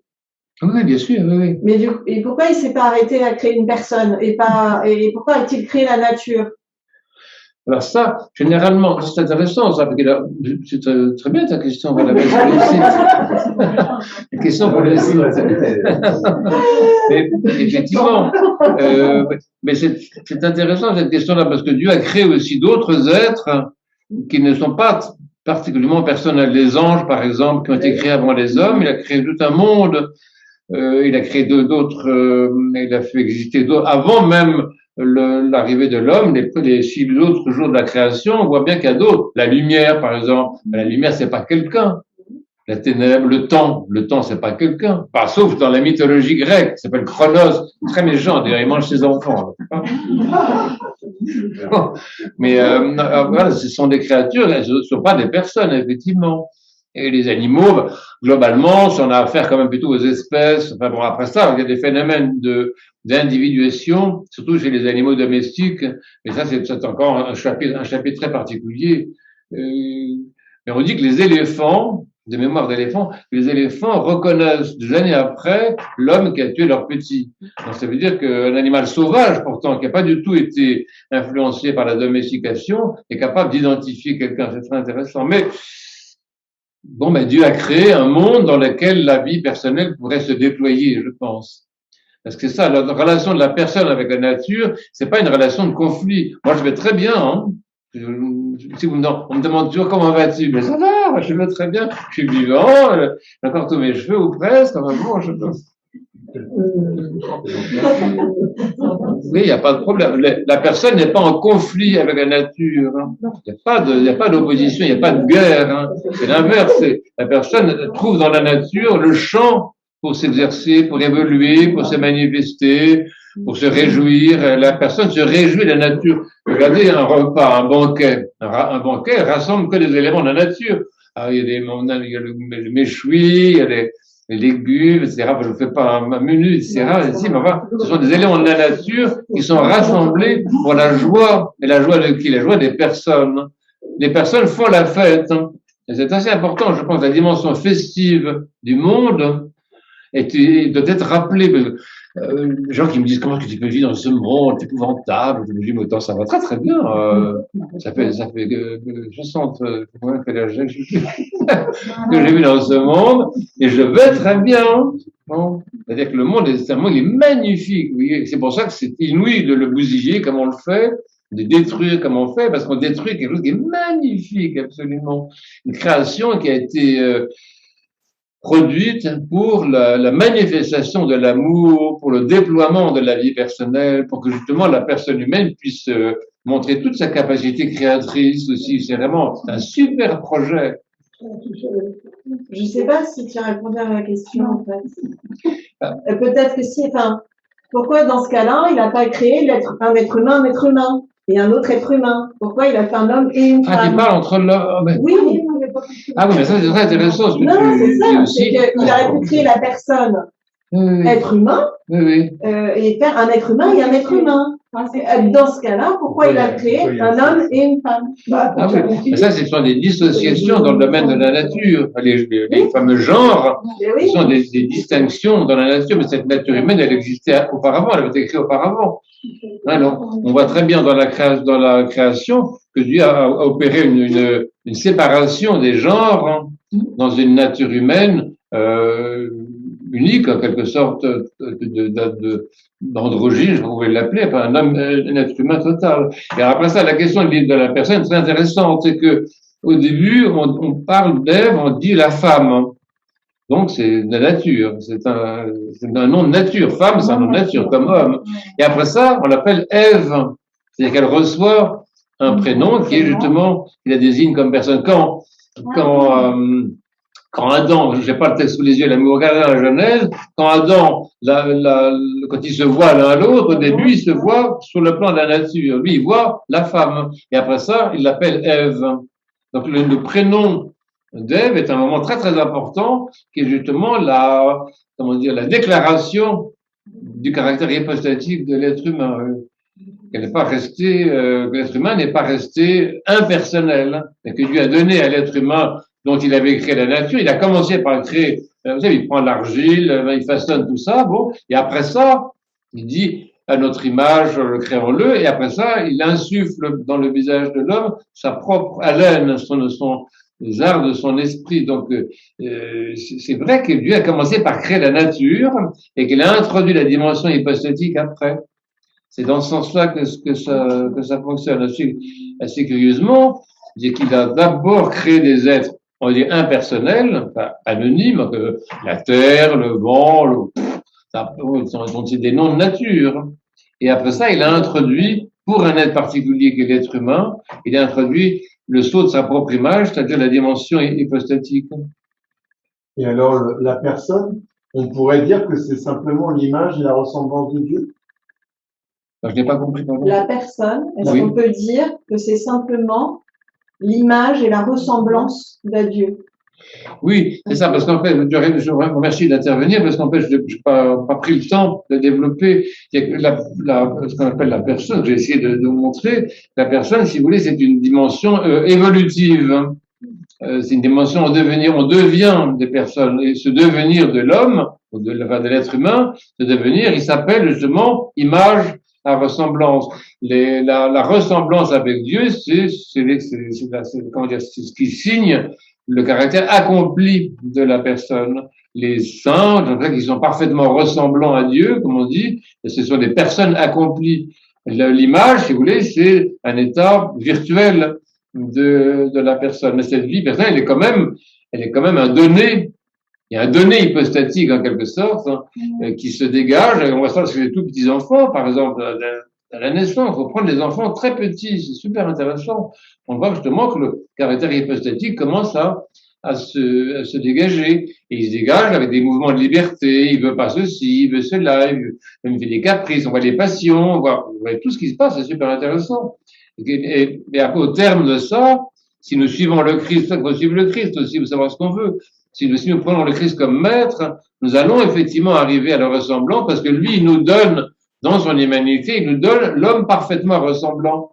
Il est lui l'homme parfaitement ressemblant à Dieu, tout en étant Dieu lui-même, il est aussi l'homme parfaitement ressemblant à Dieu, c'est-à-dire qu'il nous montre ce que c'est que la plénitude de la vie hypostatique pour nous. Et ça, c'est le modèle parfait, absolu, indépassable, beaucoup plus même que tous les autres saints. Pourtant, il y a d'autres saints qui sont très bien, c'est pas ça la question. Mais il n'y a que dans le Christ que la perfection, si vous voulez, de l'humanité se trouve, et qui dit perfection de l'humanité désigne perfection de la vie hypostatique. Il a une identité. Alors, il a une identité comme Dieu, parce qu'il est une personne divine. Hein. Il a aussi une identité en tant qu'homme, c'est-à-dire sa personne divine donne à son humanité un caractère irremplaçable. On ne peut pas le confondre avec un autre. Et donc, c'est un projet. Notre vie est un projet. On parle d'évolution, mais l'évolution, c'est un mot très intéressant pour nous. Mais on ne parle pas d'évolution des espèces. On parle d'évolution de l'homme. L'homme est un être évolutif. Si s'il engage effectivement ce processus de réalisation de la personne. Alors, vous savez qu'à notre époque, c'est intéressant, toutes ces réflexions sur le transhumanisme, machin, c'est super intéressant, c'est-à-dire que finalement, l'être humain désire ça, désire un dépassement extraordinaire, un dépassement spectaculaire de lui-même. Mais la personne veut ça, la personne veut ce dépassement d'elle-même, parce que le dépassement d'elle-même, ça s'appelle ressemblance. Mais donc, cette aspiration au dépassement de soi, ça prend des formes cocasses, parce que le transhumanisme, c'est un peu une imposture quand même, hein, mais c'est une forme prise par l'aspiration à se dépasser, à être au-delà de la mort, plus fort. Enfin, c'était, vous avez les aspirations à la surhumanité dans les mythes, dans les légendes, dans le nazisme, dans beaucoup de mythes. L'être humain est aussi quelqu'un qui voudrait, en tant qu'homme, être plus qu'homme. Et c'est à cette aspiration-là, l'enseignement des pères, de l'Église et du Christ répond en disant, mais tu peux être plus qu'homme, tu resteras homme, mais tu peux être homme ressemblant à Dieu, ce qu'on appelle la sainteté, ce qu'on appelle la déification, ce qu'on appelle la divinisation. Les hommes et les femmes déifiés ne sont pas des gens déshumanisés, ils sont des gens qui sont arrivés à la perfection de l'humanité, mais qui sont arrivés à la perfection de la vie hypostatique. Ce sont des personnes accomplies. Odile, j'ai posé une question. Intéressant. C'est qu'en fait, voilà, cette dialectique, si vous voulez, d'image et ressemblance, elle est fondamentale. Alors, elle n'est pas développée chez tous les pères. Il y a certains pères qui n'ont pas insisté là-dessus. Mais Saint-Irénée, c'est un très grand bonhomme. C'est un homme extraordinaire. C'est un géant de la culture. Et Saint-Irénée a beaucoup parlé de ça. Justement, il a montré que c'est l'Esprit Saint qui fait grandir la personne de l'image jusqu'à la ressemblance, si elle le veut. Si elle le veut, c'est-à-dire si elle fait des choix cohérents avec le message du Christ. Que le Christ constamment nous donne dans l'Évangile le mode d'emploi. Je dis l'Évangile, c'est la caisse à outils. Il y a tout là-dedans. Donc le Christ nous donne les éléments et l'Esprit Saint nous donne l'énergie, la volonté, l'inspiration, le goût, l'enthousiasme, etc. pour réaliser ça et parvenir à être donc des saints. Quand on dit que la sainteté est le but de la vie, désolé, c'est vrai. Mais la sainteté, c'est pas une catégorie morale, c'est une catégorie ontologique, comme on dit, c'est la réalisation de l'être de l'homme.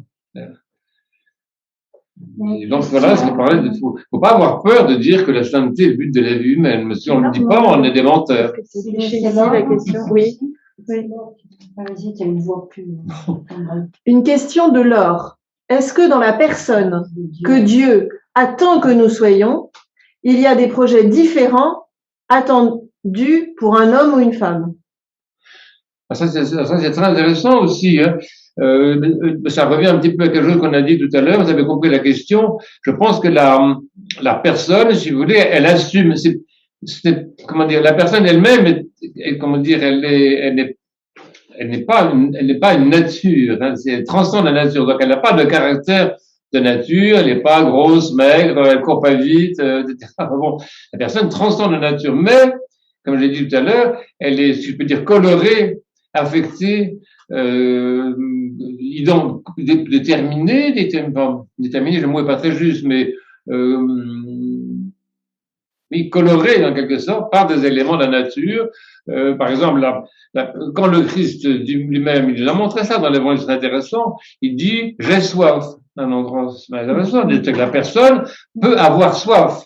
C'est-à-dire que, alors, ça ne veut pas dire que la personne est rabaissée au plan de la nature, mais elle assume quelque chose de la nature. Le Christ, en tant que personne, il a eu faim, il a eu soif.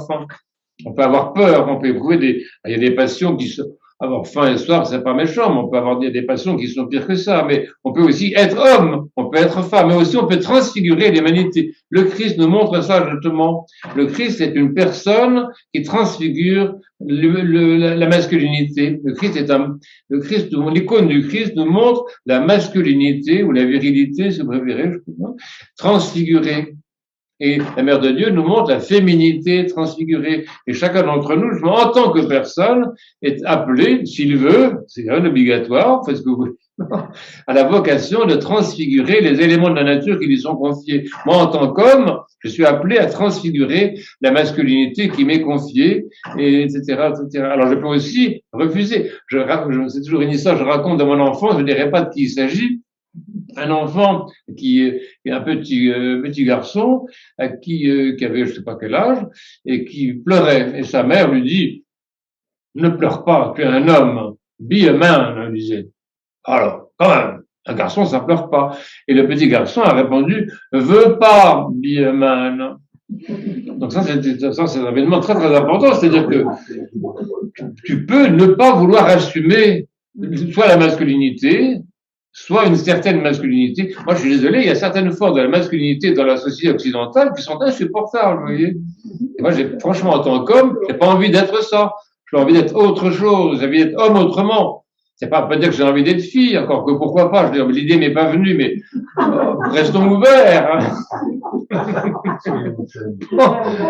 Vous savez, on est des gens dans l'Église, on est des gens intelligents. On peut penser quand même. Il n'y a pas d'interdit dans la pensée. Alors donc, c'est vrai, pourquoi pas, oui.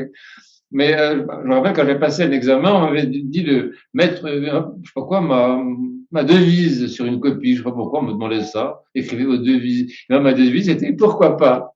C'était comme ça déjà. Bon.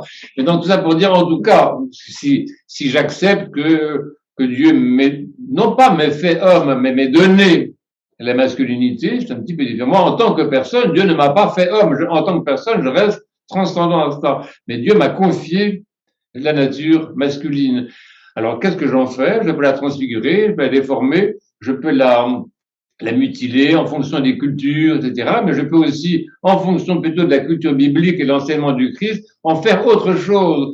Moi, je connais, c'est pas, vous connaissez quand même des saintes personnes dans l'Église, vraiment des gens. Je me rappelle une fois, il y a une personne qui est décédée, qui vient à cette paroisse, il m'avait dit, et puis je connais l'Église, c'est vraiment génial, j'ai enfin rencontré des hommes et des femmes. Enfin, ça l'avait frappé, pourtant, je n'en ai pas meilleur que les autres, mais elle avait l'impression que dans le cadre de l'Église, il y avait un exercice de la masculinité, un exercice de la féminité qui était quelque chose de tout à fait autre que ce qu'elle avait connu dans la société civile. Vraiment intéressant. Oui, moi, je me rends pas compte de ça, on se rend pas compte de ça. Mais c'est vrai que ça nous incombe. Tu vas être femme autrement, ou tu peux être femme autrement, à partir du moment où, en tant que personne, tu réponds à l'appel du Christ, qui te dit quoi? Il te dit, suis-moi. Elle parle extraordinaire. Il dit, suis-moi. Suis-moi. Bon, non, j'ai pas envie de te suivre, moi, je vais faire autre chose. Suis-moi. Vous savez, il y a un personnage, justement, dans l'évangile, le Christ lui dit, suis-moi, et il dit, non, ils sont pas. On dit parce qu'il avait beaucoup d'argent, mais parce qu'effectivement, suis-moi, c'était répondre à un appel d'être exclusivement une personne, d'avoir une vie exclusivement personnelle avec le Christ. Les richesses, tout ça, c'est l'ordre de la nature. Hein. Il y a des façons d'être riche. La richesse, c'est pas méchant d'être riche. Il y a des bons riches. La preuve, c'est qu'on dit qu'il y a des mauvais riches. Comment dire?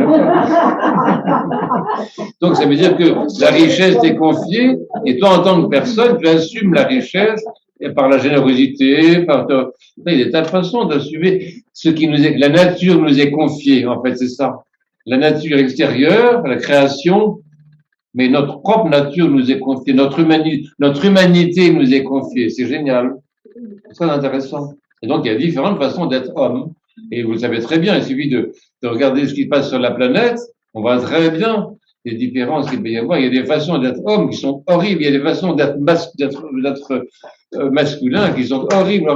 Moi, j'ai honte, en tant qu'homme, j'ai honte d'être homme quelquefois. Vous voyez, j'ai honte d'être homme quand je vois ce que la masculinité peut être dans certains cas, même en France. Oui, je préférerais dire pas n'importe quoi d'autre, mais pas homme, parce que c'est vraiment, c'est trop horrible. C'est trop horrible. Quand je vois ce que il y a un livre très intéressant, qui a été écrit, qui s'appelle Ce que l'homme fait à l'homme.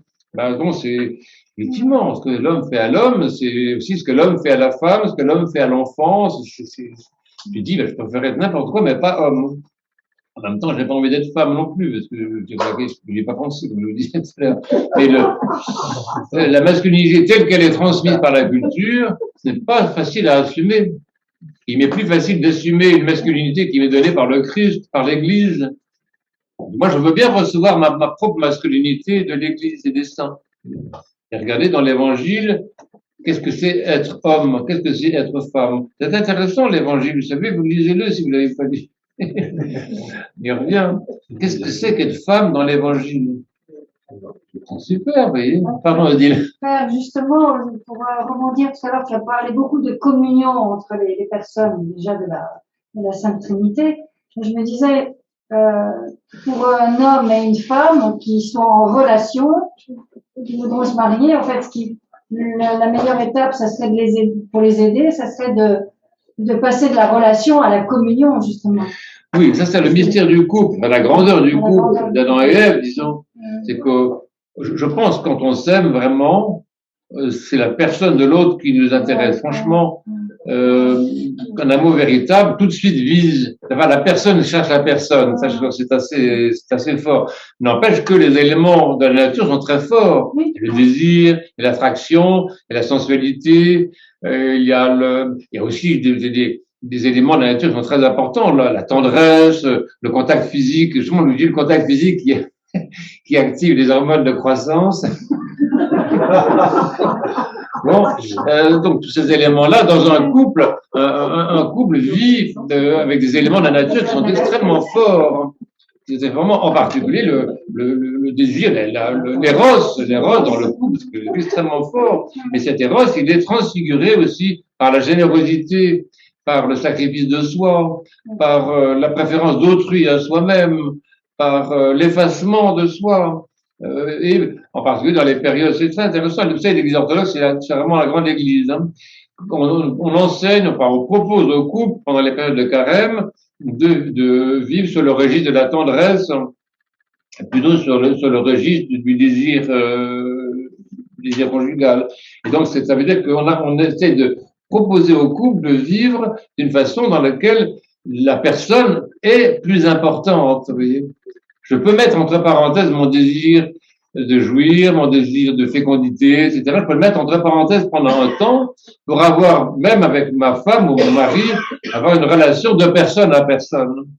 Et là, c'est très important, dans les couples, vous savez, il y a la maladie, il y a le vieillissement, il y a la mort. C'est pas très important, la mort. Vous parlez de la mort.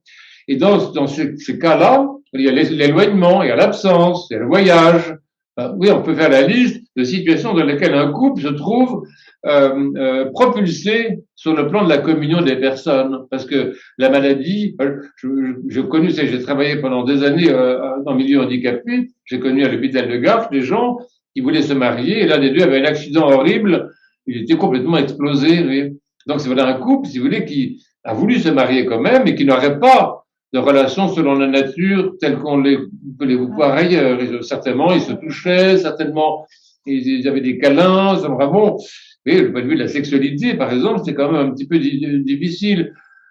Donc, ils ont eu des enfants avec des méthodes artificielles. Enfin, bon, ouais. Donc, c'est un couple qui, sur le plan de la nature,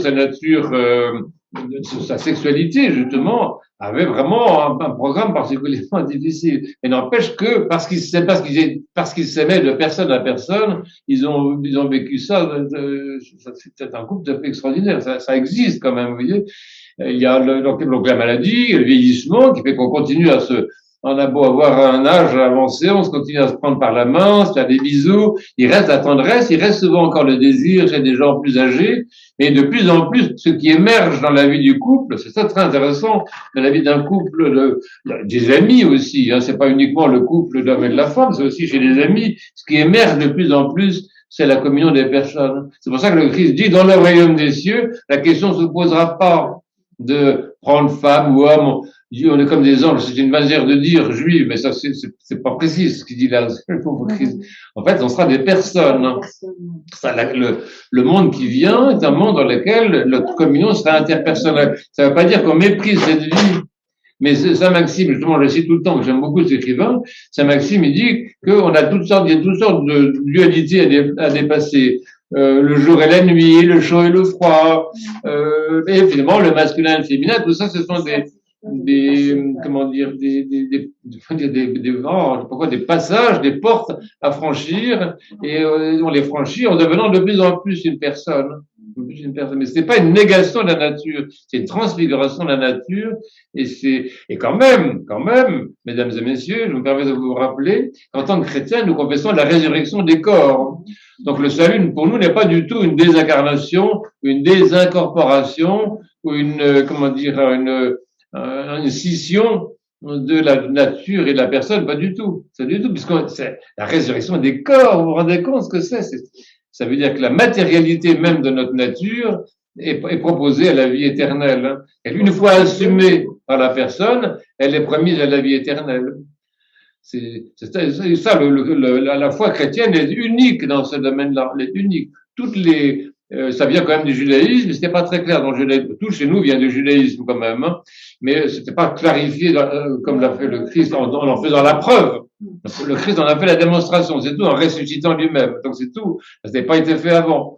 Mais donc ça c'est quelque chose d'extraordinaire, cette promotion de la matière, du corps, de la chair, la promotion à une vie éternelle. Mais quand même dans cette promotion de la nature, c'est la personne qui sera, comment dire, l'élément porteur à jamais. Oui. Actuellement, nous sommes souvent portés par la nature. Notre personne, elle est souvent conditionnée par la nature. Mais dans le monde qui vient, c'est l'inverse. C'est la personne qui conditionnera la nature. Oui, quelque chose qui se renverse. Et chez les singes, chez les insectes aussi, on voit progressivement, au lieu d'être conditionné par la nature, ils conditionnent la nature. Ça se voit aussi dans un évangile très intéressant, qui est la guérison du lunatique. C'est qu'un lunatique, c'est quelqu'un qui est soumis aux influences de la lune. Lunaire. Il y a bien un très bon film c'est pas Jacques Truffaut, il s'appelle Pierrot Lunaire. Qu'est-ce qui a fait ce film? Très, très, très intéressant. Mais quelqu'un qui est lunaire ou lunatique, c'est quelqu'un qui est soumis aux influences des astres. Ça, c'est le monde déchu, dans lequel la personne est soumise à la nature, et à la nature cosmique. Et le saint, il fait l'inverse. Les saints, qu'est-ce qu'ils font? Ils font pleuvoir. Ils arrêtent la pluie, ou ils la font venir, comme Saint-Nectaire, que j'ai fait plusieurs fois, c'est extraordinaire. Ils ressuscitent les morts, c'est-à-dire qu'ils ont une action sur la nature. C'est dans le cas de la vie, de la vie qui est déjà la vie future, la nature est au service de la personne. La nature obéit à la personne en quelque sorte. Alors que l'état de chute, qui est la personne est soumise à la nature cosmique ou personnelle. Il y a une question de Carolina et une remarque-question de Sylvie Pétureau. Alors, Carolina, dans la Genèse, juste avant le chapitre de Noé, pourquoi Dieu décide d'éliminer l'humanité? Comme vous l'avez dit, Dieu voit la nature de l'homme avant ses actes, bons ou mauvais. Alors, pourquoi un tel geste? Oui, c'est l'histoire du déluge, c'est ça? Oui. Oui. Oui, ça, c'est une question très importante. On dit que Dieu se repentit. C'est quelque chose qui est tout à fait incompréhensible pour nous. Comment le créateur du ciel et de la terre et de tous les mondes visibles et invisibles a pu à un moment être mis en échec par la folie humaine. Oui. C'est déjà le mystère de la croix. Sur la croix, c'est pareil, Dieu est là-bas et il est crucifié par la bêtise humaine, par la folie humaine. Et donc je pense qu'il y a une anticipation du mystère de la croix quand Dieu donc a montré qu'il pouvait être que son amour, son intelligence, sa sagesse, tout ça, ça peut être mis en échec par la liberté humaine. Parce qu'on parle de liberté tout le temps, hein. Il y a une liberté divine, une liberté humaine, on a parlé l'autre jour. Mais Dieu accepte d'être mis en échec par la liberté humaine. Et donc il dit, écoutez, on arrête tout, on ferme. Et là, finalement, je sais plus qui est intervenu, il a dit, bon, mais si on trouve 2-3 personnes un petit peu quand même correctes, on va essayer de recommencer, et on prend tous les animaux, voilà, on prenait un couple de chaque espèce et on redémarre. Et donc, on a eu cette de deuxième création, qui n'est pas vraiment une création au sens où il n'a pas tiré les ailes de rien, mais c'est quelque chose de considérable, avec une alimentation différente en particulier. Après Noé, Dieu a donné la bénédiction pour manger de la viande, alors que la première création n'avait pas cette bénédiction. C'est très important. Et donc c'est très intéressant cette question. L'autre, donc Sylvie, la tradition juive enseigne comme je suis responsable de la féminité de ma femme et femme, je suis responsable de la virilité de mon mari. Oui, c'est intéressant parce que ça c'est aussi le mystère du couple. Le couple, c'est la communion de deux personnes. C'est le sacrement de la communion de deux personnes. Parce qu'on dit, serviteur de Dieu, un tel est couronné oui, ça est couronné par la servante de Dieu une telle, et la servante de Dieu une telle est couronnée par, bon. Donc en fait, ça veut dire que les deux personnes des conjoints sont mises en communion en quelque sorte par le sacrement. Et Sylvie a tout à fait raison de dire, Saint Paul le dit, ça, Saint Paul qui est un bon juif aussi, il le dit ça, il dit qu'en fait, je porte pas seulement mon propre corps, mais en tant que couronné dans le couple, ma personne porte aussi le corps de l'épouse ou de l'époux.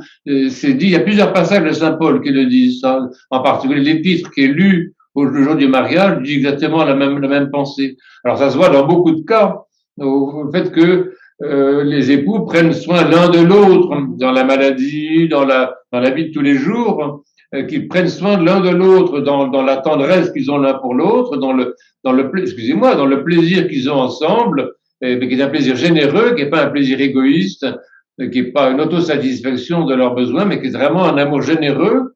Donc, c'est une façon de porter aussi, d'assumer le corps de l'autre dans sa beauté, dans sa fatigue, dans son vieillissement, un jour ou l'autre aussi, si vous voulez, mais c'est vrai, ça. C'est vrai, ça. Alors, chacun devient, tout en étant l'hypostase de sa propre nature, d'une certaine façon, son hypostase élargit son champ et assume, mais il assume aussi la nature des enfants. Dans la tendresse, cette histoire de tendresse, de câlin, c'est super important. Ce sont des moments, même les animaux sentent ça, hein. Les animaux, les chevaux, tout ça, ils se mettent les uns contre les autres, ils cherchent la chaleur. Les animaux sont très très tendres, hein. Et les serpents, moi j'ai vu des serpents. Les serpents, tu les prends dans ta main, ils bougent plus parce qu'ils sentent la chaleur de la main.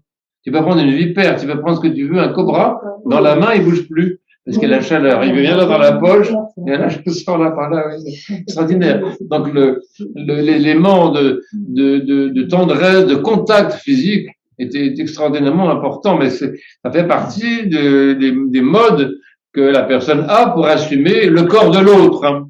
Alors, soit dans la vie conjugale stricte, soit le corps de l'autre quand c'est l'enfant, ou le corps de l'autre quand c'est un malade, le corps de l'autre quand c'est un ennemi. Regardez, le bon samaritain qu'on avait dimanche dernier, qu'est-ce qu'il fait? Il assume le corps de l'autre, il s'arrête, il commence à soigner les blessures de ce pauvre gars qui était tombé sur le bord du chemin. La compassion, et surtout dans le domaine médical, c'est très important. La compassion dans le domaine social, dans le domaine médical, dans le domaine conjugal, dans le domaine familial, la compassion est une façon par laquelle la personne assume le corps de l'autre. Ah non, on ne dit pas, on va se coucher maintenant. Attends. Respire. Tu as dit que on pouvait un peu, je sais pas comment, soigner la nature par le repentir. Ah oui.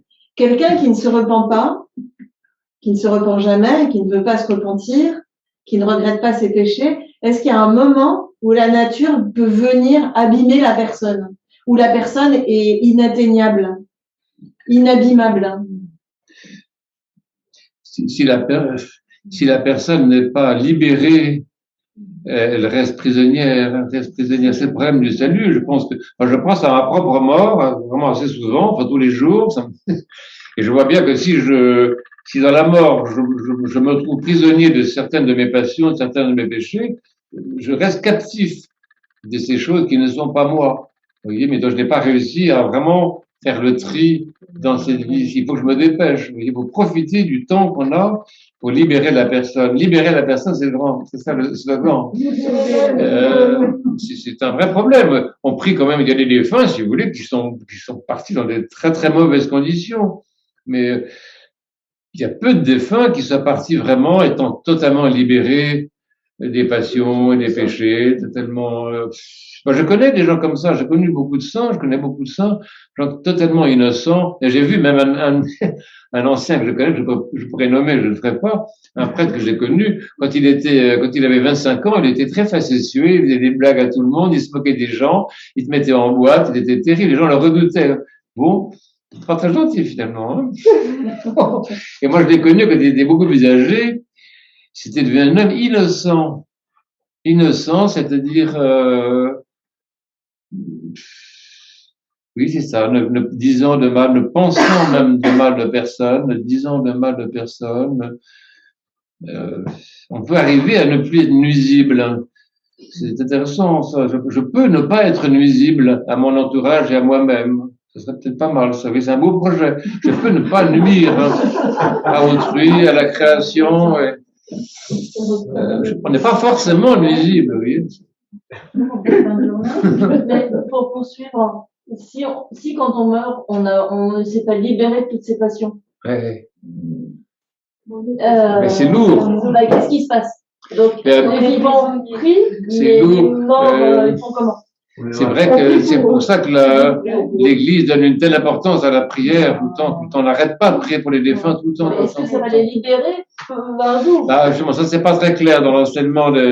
Non, il y a l'après-vie, disons, est présenté comme ce genre de sommeil en quelque sorte, dans lequel les défunts sont portés par la prière des vivants. Et après ça, à la résurrection, l'être humain, donc, il y a ce moment du jugement, donc effectivement, la personne émerge. La personne émerge, alors, on ne sait pas tout, mais c'est peut-être à ce moment-là que la personne peut vraiment faire un choix de vie. Et il y a aussi des fous qui feront un choix de mort, qui diront, ça se voit dans la pièce de Don Juan, par exemple, c'est super intéressant. C'est toujours Don Juan, c'est intéressant, c'est voilà un monsieur qui au moment de sa mort, il brave Dieu jusqu'au bout, vous voyez. Alors, il y a peut-être des gens qui sont assez fous pour braver Dieu jusqu'au bout, au lieu de reconnaître leur tort, au lieu d'être humble, au lieu d'être dans la vérité. Il faut être dans la vérité, c'est un peu ça la question. Mais c'est vrai qu'il y a une vraie inquiétude. La condition des défunts, ça doit vraiment nous soucier. Vous voyez. J'entends quelquefois parmi les chrétiens des gens, un tel est mort, ah ben c'est formidable, dans la lumière, etc. J'en sais rien du tout. Oui. La condition des défunts doit vraiment être un souci pour nous. Nous devons les porter tous les jours dans notre prière jusqu'au jugement, supplier Dieu de leur pardonner, de leur faire miséricorde, pas tenir compte de leurs péchés. Justement, demander à Dieu de faire miséricorde, c'est demander à Dieu de ne voir en eux que la personne. C'est vraiment ça. C'est ça qu'on demande à Dieu. C'est bien expliqué dans la parabole du riche et du pauvre. Oui. On le voit, le riche, quand il est parti, il y a le pauvre qui est dans les bras d'Abraham, et il est de l'autre côté, là-bas, il le voit, il voit que, et lui, il est dans ses enfers. Ses passions qui n'ont pas été éteintes, il brûle. Il brûle tout ce qu'il peut plus réaliser puisqu'il n'a plus le corps, puisqu'il n'est plus qu'une personne éthérée, enfin, on va dire, il n'y a plus que ça.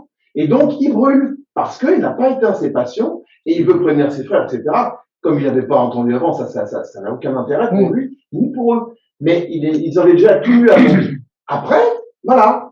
Là, c'est clair, c'est vraiment avec les Galates, et c'est la parabole du riche et des pauvres. On a tout ce qui se passe après. Et on l'a en couleur. Et avec le son. C'est vraiment, cette parabole, elle est, d'ailleurs, c'est intéressant, c'est qu'il n'y a pas le riche, on ne donne pas son prénom. Oui, c'est ça. Alors que le pauvre, il s'appelle Lazare. Et c'est intéressant. Donc, il y en a un qui a un nom, donc qui est une personne, et l'autre qui est tellement englué par sa dureté de cœur, au fond. C'est personne n'est pas l'égoïsme, qui n'a même pas de nom. Mais donc, c'est vrai, c'est inquiétant. Il faut s'inquiéter. Oui, il faut pas parler de la mort à la légère. Tout le monde sera sauvé. Il y avait une fois une personne qui faisait partie de cette paroisse. C'est très drôle. On avait une catéchèse comme ça, et on parlait de ça. Et la fille disait, elle était, oui, ils sont partis à longtemps en province, ces gens-là, mais elle me dit, oh ben non, moi je suis sûr que je serais sauvée, hein. Elle dit ça avec tellement d'ingénuité, sans quand même se poser le problème de s'il y avait encore dans sa vie quelque chose d'encombrant. Parce que le péché, ça encombre. Hein. Le péché, ça te fait souffrir toi, ça fait souffrir les autres, ça fait souffrir les animaux, les plantes, les arbres, la création toute entière. Donc c'est quelque chose qui est terrible. Mais il faut encore en avoir conscience. Et comme tu disais, les gens qui sont coupés d'eux-mêmes depuis très longtemps, ils n'ont plus cette conscience s'ils l'avaient déjà eu un jour. Ils n'ont plus d'affect, ils n'ont plus de sensations. Ils sont déjà morts, en fait. Ils sont déjà morts à eux-mêmes et ils font souffrir les autres parce qu'eux-mêmes ne ressentent plus rien. Et donc, quel choc il pourrait y avoir pour qu'ils reviennent, entre guillemets, à la vie, c'est-à-dire à la sensation et à la conscience. Je sais pas. Oui, c'est l'intérêt du repentir. Le repentir, c'est l'éveil de la conscience. Et donc c'est pour ça que l'évangile commence comme ça. Le 4, je crois le 3 ou 4, non 3 sur 4 versions de l'évangile commencent par ça avec convertissez-vous, convertissez-vous. Et le harcèlement de Saint Jean-Baptiste, c'est ça, convertissez-vous, parce que le royaume de Dieu, c'est-à-dire cette vie-là, c'est proche, c'est tout près, c'est à portée de main. C'est super optimiste en fait l'évangile. C'est-à-dire qu'en fait on peut tout à fait, on avance la main et on touche cette vie-là. C'est pas si compliqué, mais se convertir, changer son esprit, renoncer à la mort, en fait, renoncer à ce qui nous tue. Les choses qui sont, là, on n'a pas le temps de tout faire, si vous voulez, on va reprendre ça un jour, prendre la liste des passions, bah, on voit bien ce que les passions sont des éléments mortifères de l'existence. Faut pas que ça nous empêche de dormir quand même.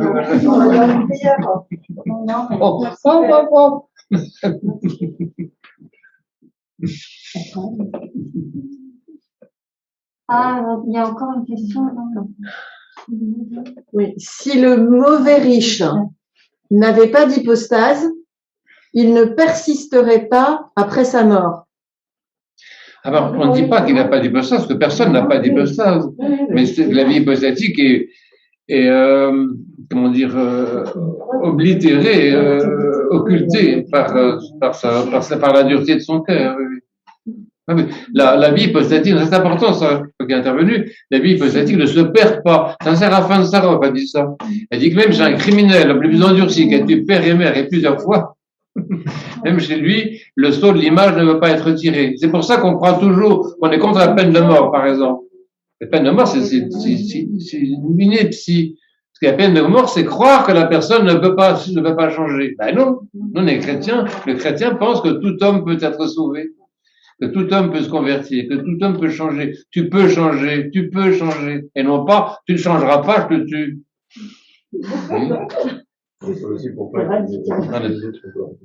La peine de mort, c'est inacceptable du point de vue chrétien. Inacceptable. Mais pour des raisons théologiques, pas pour des raisons. On n'est pas dans la morale, mais dans la théologie. C'est autre chose.